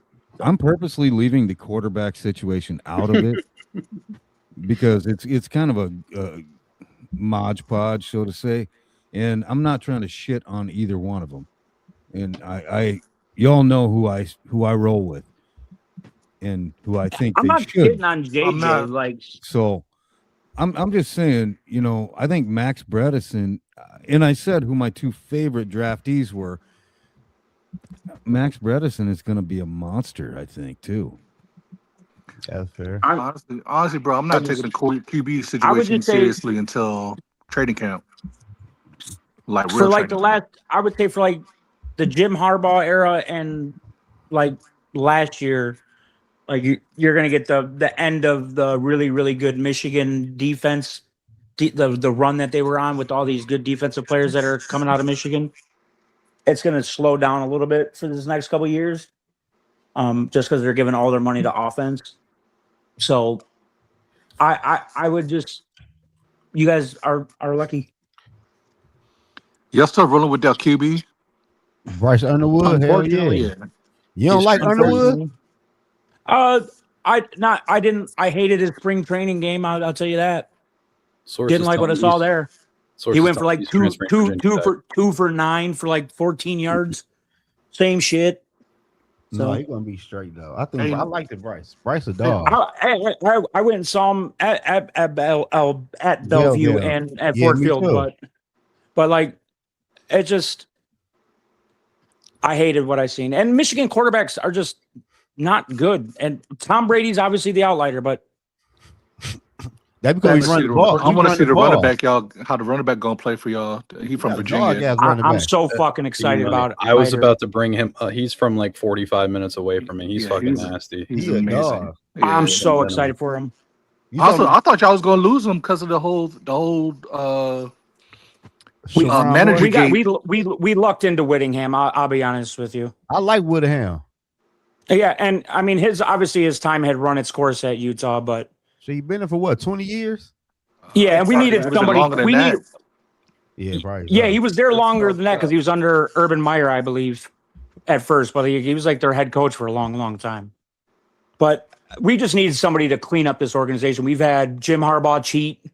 Still, we're national champions. And then, then obviously our head coach kind of freaking off. Which I still don't know how I feel about how he got fired, but apparently it was a bunch of some gray area. If he would have beat Ohio State, that story would have never came out. By the way, hey, they just saying right now the New York Jets just called the Cleveland Browns about Shedeur Sanders. He might be on the move. Yes, Gino's got allegations now. He just beat the shit out of his girl. Gino? Is that what happened? Oh, yeah, on fucking camera, bro. Yeah. Well, I mean, on camera, he pushed her away and shit. Yeah, she posted on like her Instagram story. Well, the NFL don't like the domestic problems anyway. Oh no, so you're out of there. They like speeding tickets and hit and runs though. Yeah, Shedeur up out of there. They gonna try falling asleep in the freeway of LA. Hey, Norris, I was gonna ask you a question. Oh, yeah, that one too, brother. Yeah, D-Money, go. Tell me. How do you think Jettis feels that he's not the biggest superstar in Minnesota no more? I'm hearing it's Olivia Miles now. No, it'll never be WNBA. This is a Viking state. It doesn't matter. It doesn't matter how many championships. I would say you guys support your hockey team pretty damn hard too, though. It don't matter. Women's sports, sorry to say, they're secondary. They call it the Big Four for a reason. Yeah. I mean, for what I see her, she is amazing. Shout out to Caitlin Clark. No, no, I'm not throwing shit on her. Oh no, I know you're not. I know you're not. And hey, God bless her. I mean, people are saying she's better than Caitlin Clark already. Great for her. Fuck no. Yeah, we should give my wife Taylor Heisey on the Minnesota Frost. She should be the biggest superstar in Minnesota. The thing with that is, like, you don't have to just jump Justin Jefferson. You have to jump Anthony Edwards. You have to jump Quinn Hughes, Kirill Kaprizov, Buxton. Like, yeah, I would say the Minnesota Wild are like a Stanley Cup team next year, possibly. You think Edwards is a bigger star? Because you're going to get Dylan Larkin from my fucking team. No, he wants to go to Dallas. He put you guys on one of the teams too, because he wants to play with Quinn Hughes. Quinn Hughes wanted to play with us last year, and Yzerman's a bitch. So it just got reported, like, while we've been on the show, that his main destination of choice is Dallas. For oh shit! So Anthony Edwards on the move. That fucking pisses me off. No. Dylan Larkin. No, we're talking. We were talking hockey for a second. Sorry. You know, my hottest take. Like, you know how people will sometimes rank Minnesota athletes, like everybody has like Anthony Edwards or Justin Jefferson number one. For a couple of years, my number one was Kirill Kaprizov. Yep. I think Kirill Kaprizov was better at his position than Anthony Edwards was at shooting guard, and Justin Jefferson was at receiver. Maybe not better than Jefferson at receiver, but how do you genuinely feel about Anthony Edwards? I'm not. I'm out, y'all. Be good. All right, Dale. Later, Dale. Happy for you, Money. Make me some linguine, man. I'm honestly not a huge basketball guy. Like, you can't pay me to sit down and watch regular season NBA these days. Oh, I agree. But like, I love Anthony Edwards. I mean, I call myself, I will support the Timberwolves if I'm going to watch the NBA outside of a playoff format. It's going to be the Timberwolves. I mean, I love Anthony. He's an absolute superstar. I don't know how I feel about the Timberwolves in general, though. Anthony is an exceptional talent. I just want to know if he's there yet mentally to take him over the top. And that's the thing, D-Money. I don't think he wants to be. Like, he's pretty adamant about, like, just being who he is right now. Like, because he could be. I think he's technically. I'm very high on Cade Cunningham, obviously, because it's a recency bias, and I'm a Detroiter. But like, Anthony Edwards is supposed to be the face of the NBA. I'm not a big basketball guy anymore. Like, it's an American sport. Like, we have no face that is like yes, LeBron, but like LeBron's like on the downfall, obviously. Like, we need a new face. Who is it going to be? Well, y'all can't. They can't beat these Europeans, man. That's the problem. I don't want it to be Wemby. I'm going to tell you that right now, and it definitely can't be Jalen fucking Brunson. Can't be Shea either. Not to play the. He's a Canadian, bro. Not to play the downtrodden Minnesota fan card, because I'm not from Minnesota, so maybe I don't even really get to play it. But I don't know if the NBA I don't know if any major sport really wants their face to be in Minnesota. Like, Justin Jefferson kind of goes against that, I guess. But yeah, Jefferson is the number one. Jefferson's number one for sure. Yeah. As far as stars go, we've always had a star. Like, as far as being in the NFL, we always had at least one or two. I'm about to say, Norris, how many top 5 stars you think we've had from Minnesota over the tenure of Minnesota? Oh man, because I mean, it's easy to throw Randy Moss. Well, it's Randy Moss, Adrian Peterson, AP. Yeah, Jefferson was the first one since Adrian, probably. Yeah, yes, absolutely. But going back past that, it was it was like a group thing, because Purple People Eaters, they were all together. There wasn't like one guy. Randall was a big star, wasn't he? Well, John Randall, yes, not in the way you would look at an offensive position, and Tony can tell you that too, I'm sure, since he's right here. Who are the biggest stars you think? Well, top 5 stars since Minnesota's tenure, like as far as for the NFL, TB. Do you think going all the way back? Yeah, all the way back. Tarkenton, the Purple People Eaters as a unit. Adrian Peterson, Randy Moss. Would you say Culpepper? And Justin No, I would Jefferson. say more John Randall than Culpepper. Yeah. I remember Randall had commercials, didn't he? Yeah, he did. He had the Nike commercial where he was chasing around the chicken in the Chasing the chicken in the Brett jersey. Yep. Jefferson has to be up there now. I think. Jefferson has to be. Jefferson currently now would be up there. Wasn't Jared Allen a star? He was, but he was kind of on the radar anyway with the Chiefs. He was kind of beloved. I think he's more beloved, like in house than anything. Yep. But everybody has become into this whole fantasy football thing to where it's become crazy. Skill position offense, guys. And also, you know what though? Here's a funny one. A person that was well looked upon in the NFL, but wasn't very well looked upon up here because he was kind of a dick behind the scenes. Chris Carter. Yep. He does get shown for being a dickhead. Yeah, he wasn't liked in that locker room because he preached too much, and him and Robert Smith got into it because of that. Oh, he was Russell Wilson. Yeah, he was worse. Hey, TB, do you watch the what is that show? Minnesota Sports. What they got? Mike Morris and Chuck Foreman on. Yeah, I catch it every chance I get. When I can. We're completely forgetting about like Joe Mauer and shit. Well, for baseball, it's either Kirby Puckett or Harmon Killebrew. Yeah, true.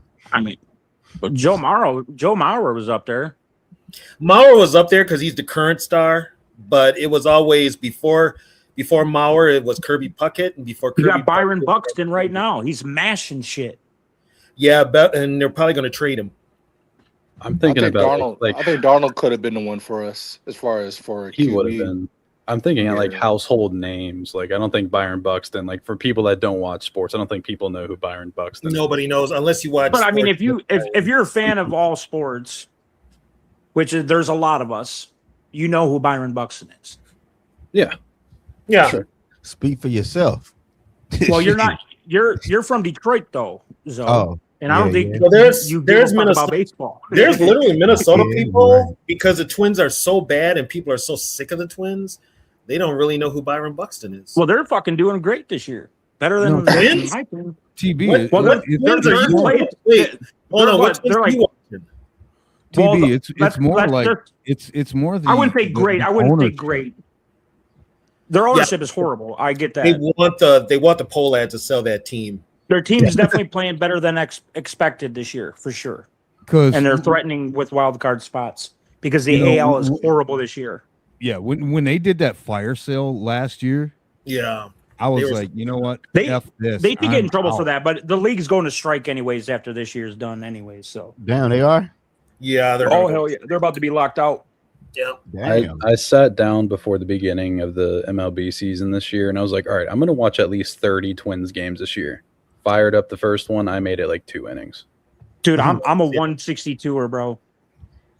Unfortunately. Here's the thing now with the Twin Cities, 13 games under fucking 500. With the Twin Cities, your top stars are Justin, Anthony Edwards, Kaprizov with the Wild, Quinn and Byron Buxton. Quinn as well. Yeah. Quinn Hughes, dude. But Quinn Hughes, but they got to sign Quinn Hughes. If they don't sign Quinn Hughes, it's a wrap. But he's going to sign there. But he wants to win. But then the one that everybody's talking about now is they're talking about the girl that's in the WNBA right now. Yeah. I just said something about that. Yeah, she's money pegged that. They're talking about her like she's Maya Moore. And as good as Maya Moore was, she's just as good or maybe even better. I haven't heard people talk about her like this is like almost getting like Breonna Stewart goddamn they're talking about her like she's Caitlin Clark. Zoe, you know we're getting a team back, right? Yeah, I read that. TB, Yeah, they're they talking got about her like people- she's Caitlin Clark. They got people saying she's already better than Caitlin Clark. Yeah. I did watch a Lynx game though. I'll I tell don't you know if she's the shooter that she is, but as far as playmaking, she's there she's could be an good. argument made. She's good. She can also play defense. I got a question. Y'all think this is going to be the last year of Jefferson if we don't at least get a sniffer? It'll depend on Teasley. The salary cap goes up. Yeah, Then I you don't think it'd be also- an issue to keep him. You also have to look. I mean, his only way out is if he forces it by saying he wants out. He can force it, but then you have to have a trade partner. How old is Justin Jefferson? 27. Just turned 27. Not that's even a in the sweet physical spot. prime. You of gotta, his life yet. if He's chilling. You gotta let him. But that might be our only he has had a problem with hamstring injuries lately. He Our has. trade bait. That might be our biggest trade bait for next year, man. So I also think that D Woods, I'm only back because I was going to jump on and tell everybody the Vintage Viking show is a go. Yay. And it will probably, if it's not Thursday, it will definitely be next week. What time? 7 p.m. Central Time, 8 o'clock your time, Zoe, 5 o'clock on the West Coast. Is it a live show? Yeah. With Tech, right? Yeah. Vintage Vikings. It's a history show that I'm doing cool. I'm doing it with Jedi and with Bill Dunkel Jr. That's what's So up. we're working on it. It's ready to go. The first show will be an intro as who we are and how we came to become fans of this headache known as the Minnesota Vikings. And hopefully we won't break down and cry because of all the bad shit that's happened. But Oh no, we're gonna cry. yeah, so it's either going to be, it'll be either Thursday or next week for sure. It's happening though, folks. It's happening. That's what's up. In honor. One more of question. Catch. What's up, D Money? Claiborne, is he really getting the smoke? Like, is there really something behind the smoke behind him? We just talked about There probably is, which means the odd man out is probably Xavier Scott,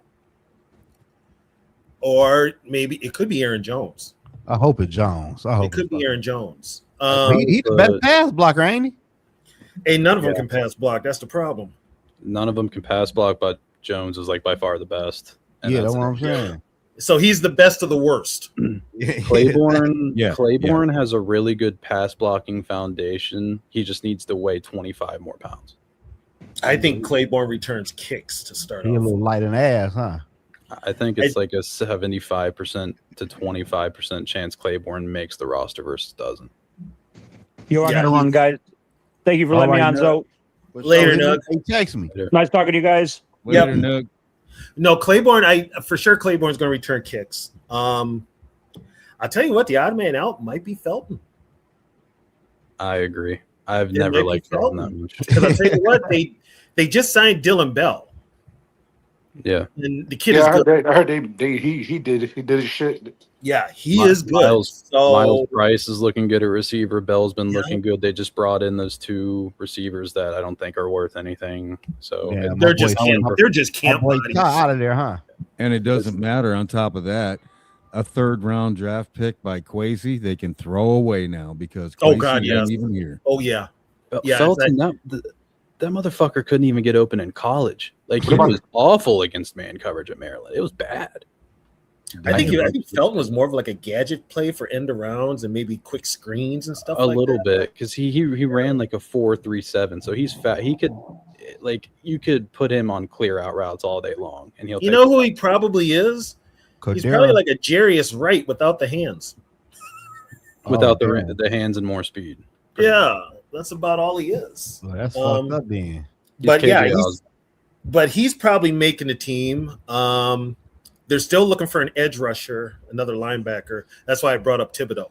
Is there a UDFA tight end that might make the? No, probably not.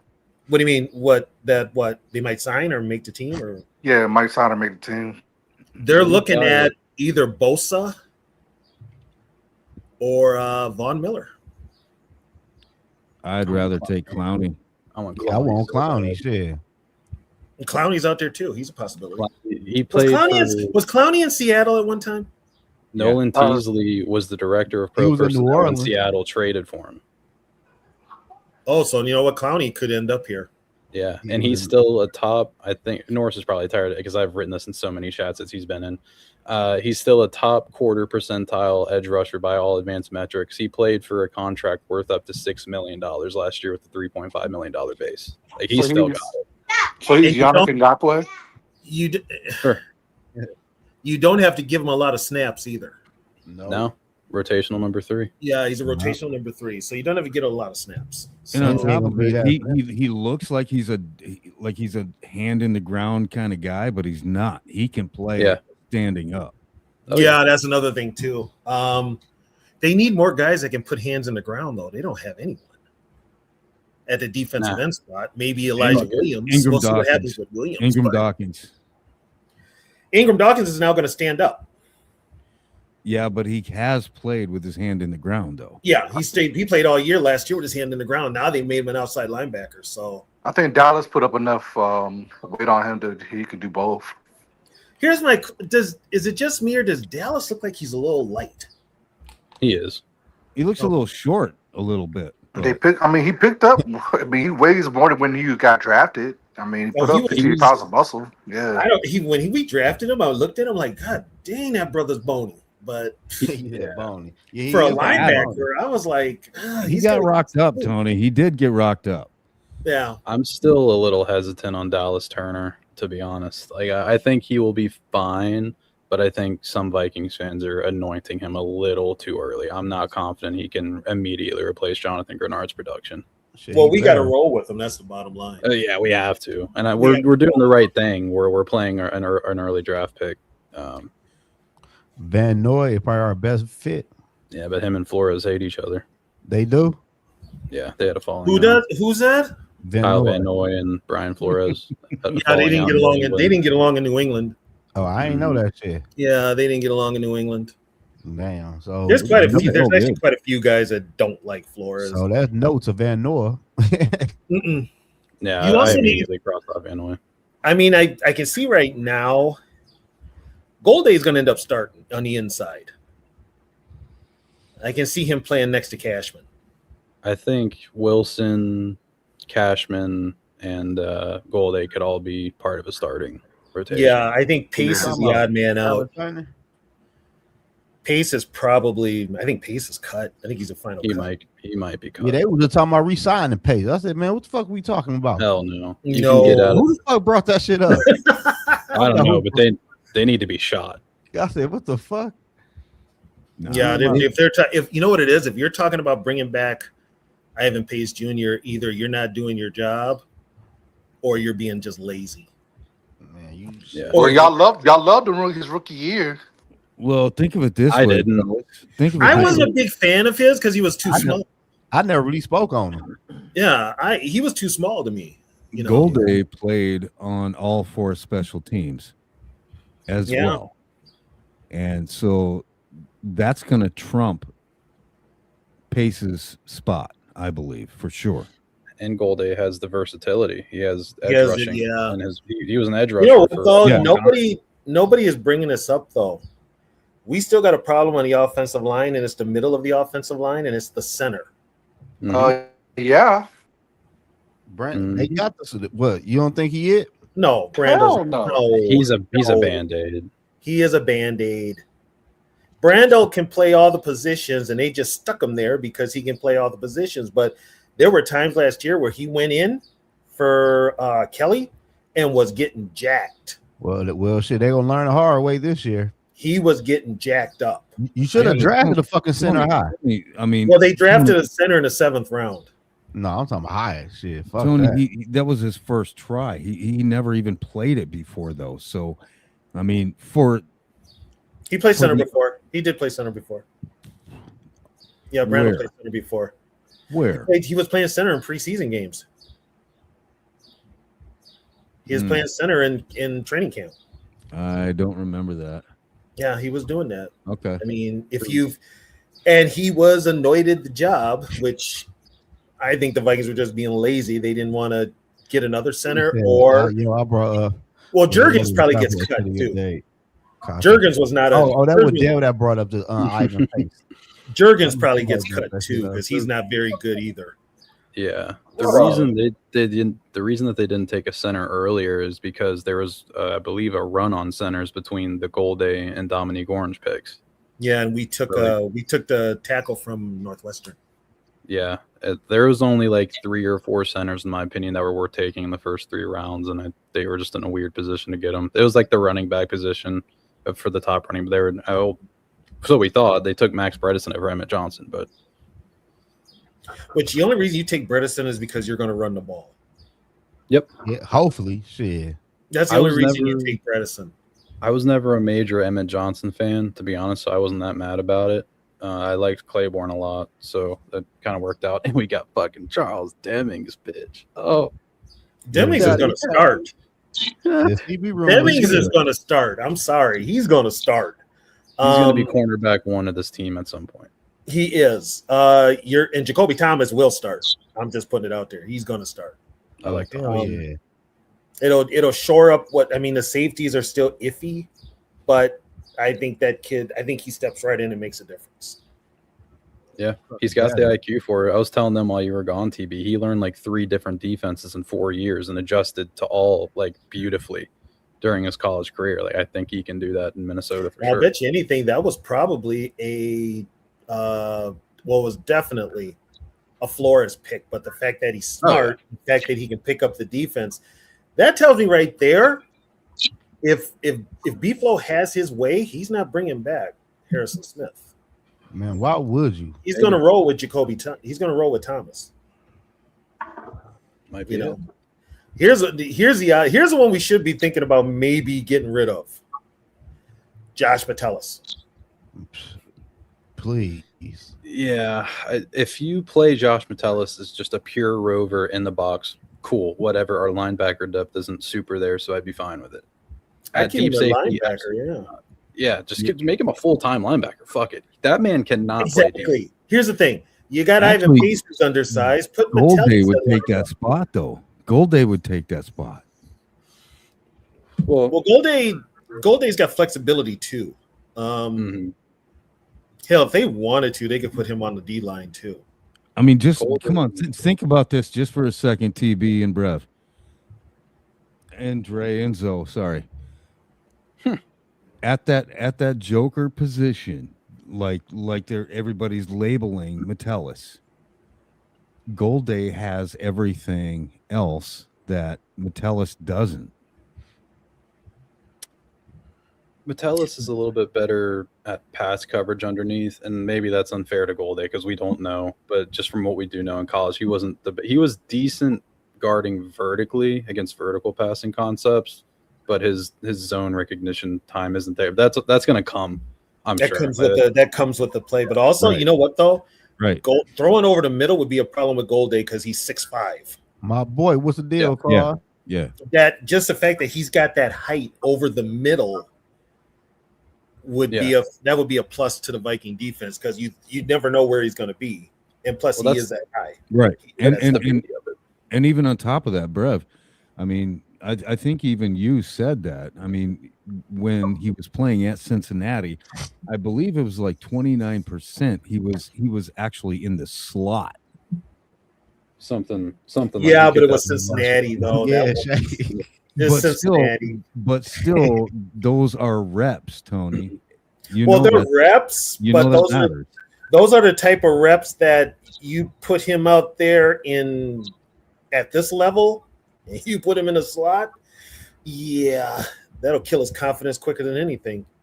Yeah, but it's still there's a beginning there. There's a basis there. Is all I'm saying, Tony. Yeah, it's there. I would just put him where I know he would fit and would be able to show off his ability.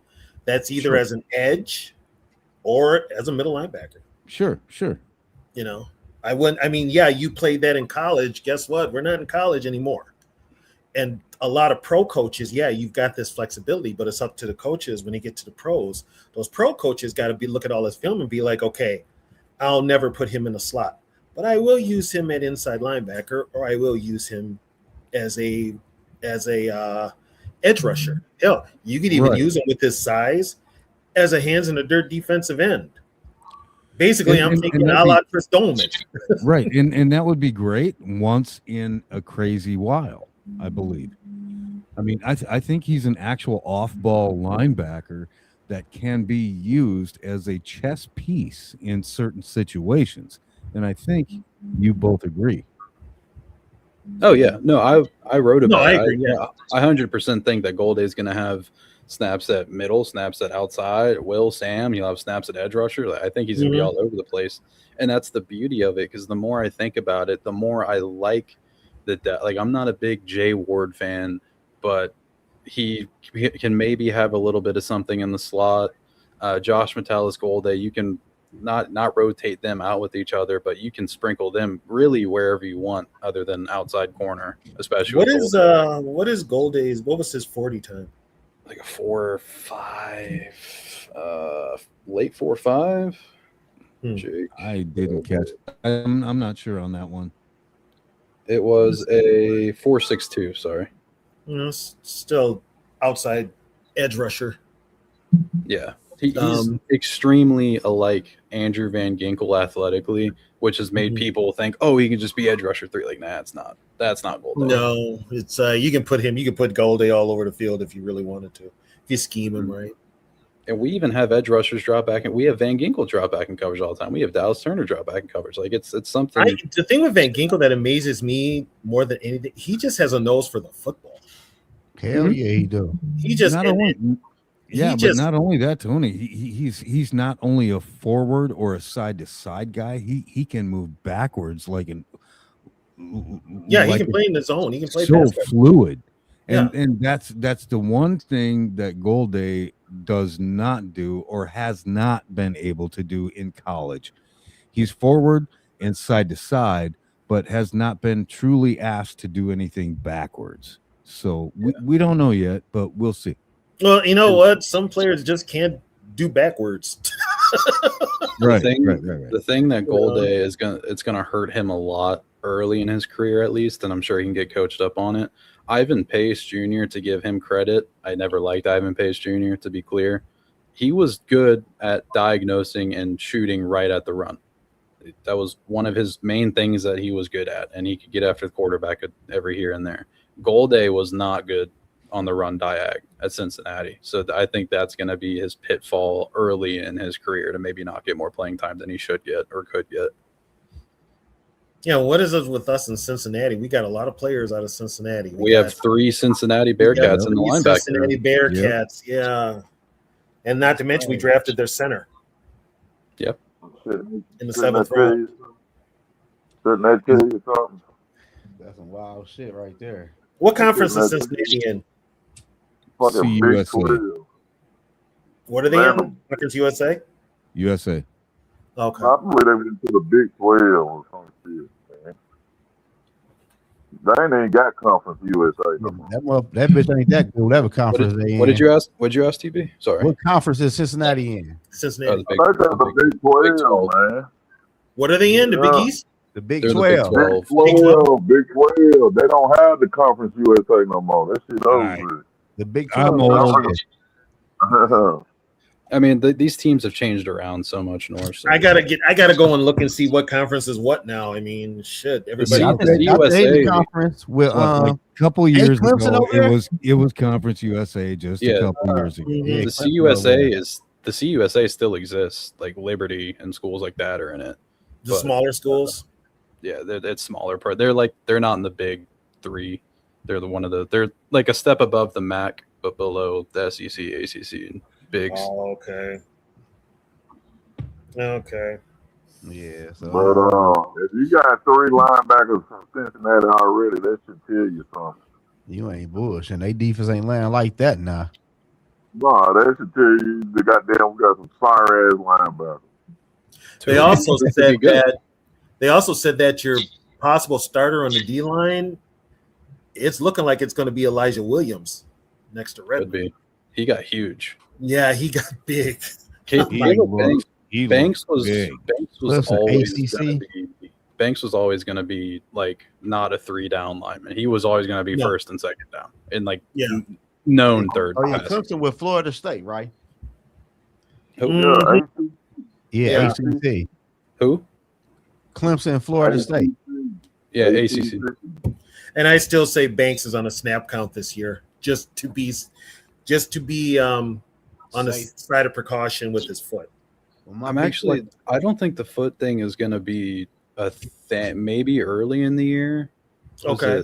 I think Rap had a dude named Skoldock on, and he's like a legitimate foot surgeon. Like it's his entire life. And he said the reason he hurt his foot initially, and the reason it got hurt a second time is because they didn't recommend the right recovery first, and then he wore cleats at the combine that were too tight, and still had that freak combine. And I'm not the biggest Caleb Banks guy either, but my concern for him isn't injuries. It's just I am concerned about his play. I wasn't a huge fan of that pick. Big boy gonna go crazy on that D line. I hope so. There's not only that, Brev, but there was also the point of him ramping up too fast. Yep. When he gets down, when the ball is snapped, he will like shoot up immediately on a lot of downs. And he doesn't stay down. He doesn't get leverage from out of his stance. He comes up right away. But you can coach that though.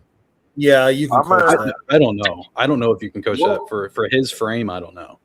You know what, Brev? It can be, because what you got to do is he's got to show control to not. Once that ball is snapped, he's got to stay low. Yeah, and then engage and go up. Where he's just jumping up and just you're going to get taken. You're going to get taken out every chance. Slapping the NFL. Yeah. Yeah, so he has big busts, but that through the entire draft process, my problem with everybody, because we were like, before we became consensus the Eneman, which I would have hated even more, we were all on Caleb Banks, and like my problem I would always bring up with Banks wasn't the foot injury, it was always the tape, just because it was so inconsistent. There was great things on there, but it was the plays between the highlight plays are just like, oh, he's just standing up and getting taken out of the play, and his motor's just gone. So I'm concerned about it.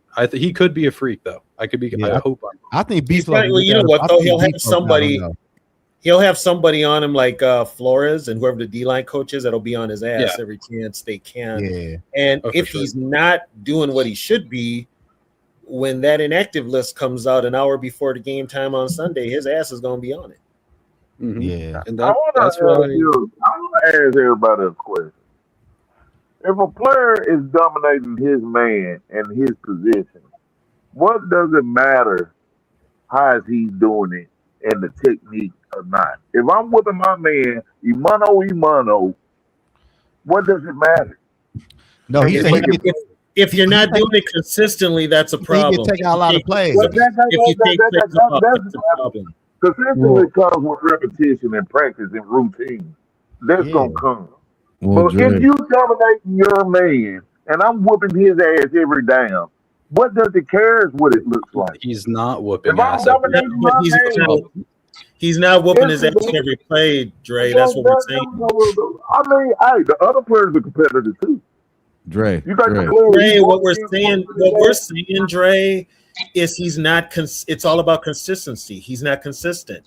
If you're going up and you're beating your guy every play, that's different. But when you take plays off, and it's noticeable that you take plays off, or they're getting the best of you after a few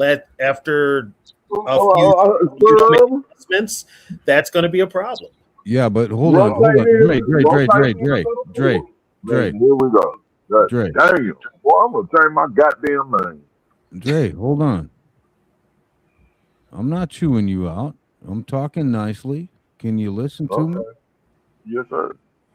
It's not only about that. It's not only about college. It's about raising everybody up to the pros. Everybody is so much more equal in the pros, right? Thank you. Thank you, boys. Thank you. You just answered every question I just asked. Okay. Thank you. And again, if I'm dominating my man and getting the job done, who cares what it look like? Hell, you can line up upside down. If you get to the quarterback, good. I don't give a damn. Get Okay, to the first of all, quarterback. you lining upside down. I got some questions. That's an example. I don't care how you get to do it to get to the quarterback. Just do it. I'm just saying, if you get to the quarterback upside down, That's the point where the Vikings at right now. Just do it and show me, TV. Just do it. Dre, that's a good point, but I think we all know that from college to pros, it's a big jump, big contrast. Technique is a big thing. Yep. Yes, technique is always big. But at the same time, if he's coming in at a rookie and he's dominating his man, yeah, I'm gonna let you do that. And then when you come back to the sideline for a breather, when we rotate in another 3 or 4, I'm gonna coach you up. But at the same time, if you out there kicking ass and you bigger and better than your man, which 9 times out of 10 he probably is gonna be bigger than the person he going against. Well, I'm football, hoping. Football, bigger is better. Thank you, Dre. Not necessarily. Man, that just comes from a handful, like Antoine Winfield or somebody like that, man. And they come by. I ain't gonna lie. I've actually lined up against guys bigger than me, but they were soft as hell. Yeah, and they was younger. They was a lot younger than me too, and I'm like, damn. You can be too tall on the interior line. You have a mental edge on them. You older than them. You got a mental edge. You got a hell of an advantage. But at their age, not only did they have the physical on me, but if they had the physical and the mental, I'd have been toast. Well, the fact that we only relied on one. Yeah, because 9 times out of 10, your father time is not on our side. Father time even though you might have been taller, or they might have been taller than you, TB. Like if you're an O lineman and you're going against the D lineman, the first thing they're going to teach day one of being a football player in the trenches is to get under the guy. So you have like a height advantage at that point, and that's why I think Caleb Banks. You can be too tall at defensive line, and Caleb Banks is on that line. That's why I'm concerned. NFL you can definitely get under him. I'm gonna ask something. Did you think Reggie White and Lawrence Taylor and Bruce Smith and them always lined up with correct leverage every single time? No. They were also coming off Reggie White was different because Reggie White was a freak of nature. He could take on anybody and win. I'm just using an example. Everybody should know Reggie was. You were watching football before 1998. You should know Reggie was 6'5". Reggie was 6'5". Playing defensive end. And where was Reggie White coming from as well? He was coming off the edge. He wasn't on the interior. Well, Philadelphia, they had him playing every position on the line. And so did he play defensive end? I think Reggie was what, 6'5", 280? Over 300. 290. He wasn't yet 300. He was huge. He was 290 for sure. Reggie White is the biggest man I ever seen in my damn life, TV. Yeah, but you never saw Buck Buchanan. You never saw Ernie Ladd. Them cats were Reggie could also throw. He was that strong. Yeah, he could throw a man his same size to the side. Dude, he was throwing Corey Stringer, and Corey Stringer was 350. Banks has an inch on Reggie White and almost 40 pounds. Look how many times he swung Larry Allen today. Yeah, Larry Allen was damn near 400 pounds. Larry Allen was probably one of the best linemen I ever seen in my life. Reggie White is an extreme outlier and is also an inch shorter and 40 pounds lighter than Caleb Banks. Is he really? Yes, Caleb Banks is way bigger. Damn. Okay. What is Caleb? What is Caleb? 290. 290. Because they measured Caleb Banks at 330. So he was 290. And Banks is 6'4". Or 6'5". 6'5", 290. Bob, Reggie died in his sleep. He had sleep apnea. That's what took him out. And I think that weight is way. I think that weight. No, he died in his sleep. I got the Yeah, he same definitely sleep apnea. I got the same kind of sleep apnea he got. Yeah. I can die anytime in my sleep too. But because he was only I think that weight off for real. I don't think Reggie White can walk through any door without turning sideways or ducking his head to get in. He must have gained some weight afterwards because he finished his career with Carolina and he was on his last leg then. But then he basically vanished from public. I bet you at Green Bay, man. I bet you that something big. When he went to Green Bay, I bet you every bit of he was goddamn 300 playing defensive end. When he went to Green Bay, they had him listed at 290. 290. No, they probably being friendly. They probably being friendly with the 290. Hey, yo, I gotta get out of here now. Shit, we've been going I'm for 3 hours. I gotta go to work in the morning. I'm out we've of been here. going for 3 hours and 30 minutes. Dang. Yeah, I just want to jump on and tell everybody, Vintage Vikings will be on. It's back on. It's gonna happen. Let's go. Let's go. Yep. Another show. Hey, good talk, fellas. Good talk. Thanks for having me on, Zoe. For sure, North Beat, Drake, TB, D Wood, Dale, Nugs. I appreciate y'all. Subscribe to the channel. Enjoy y'all night. Be safe. And I'll see y'all again. Peace.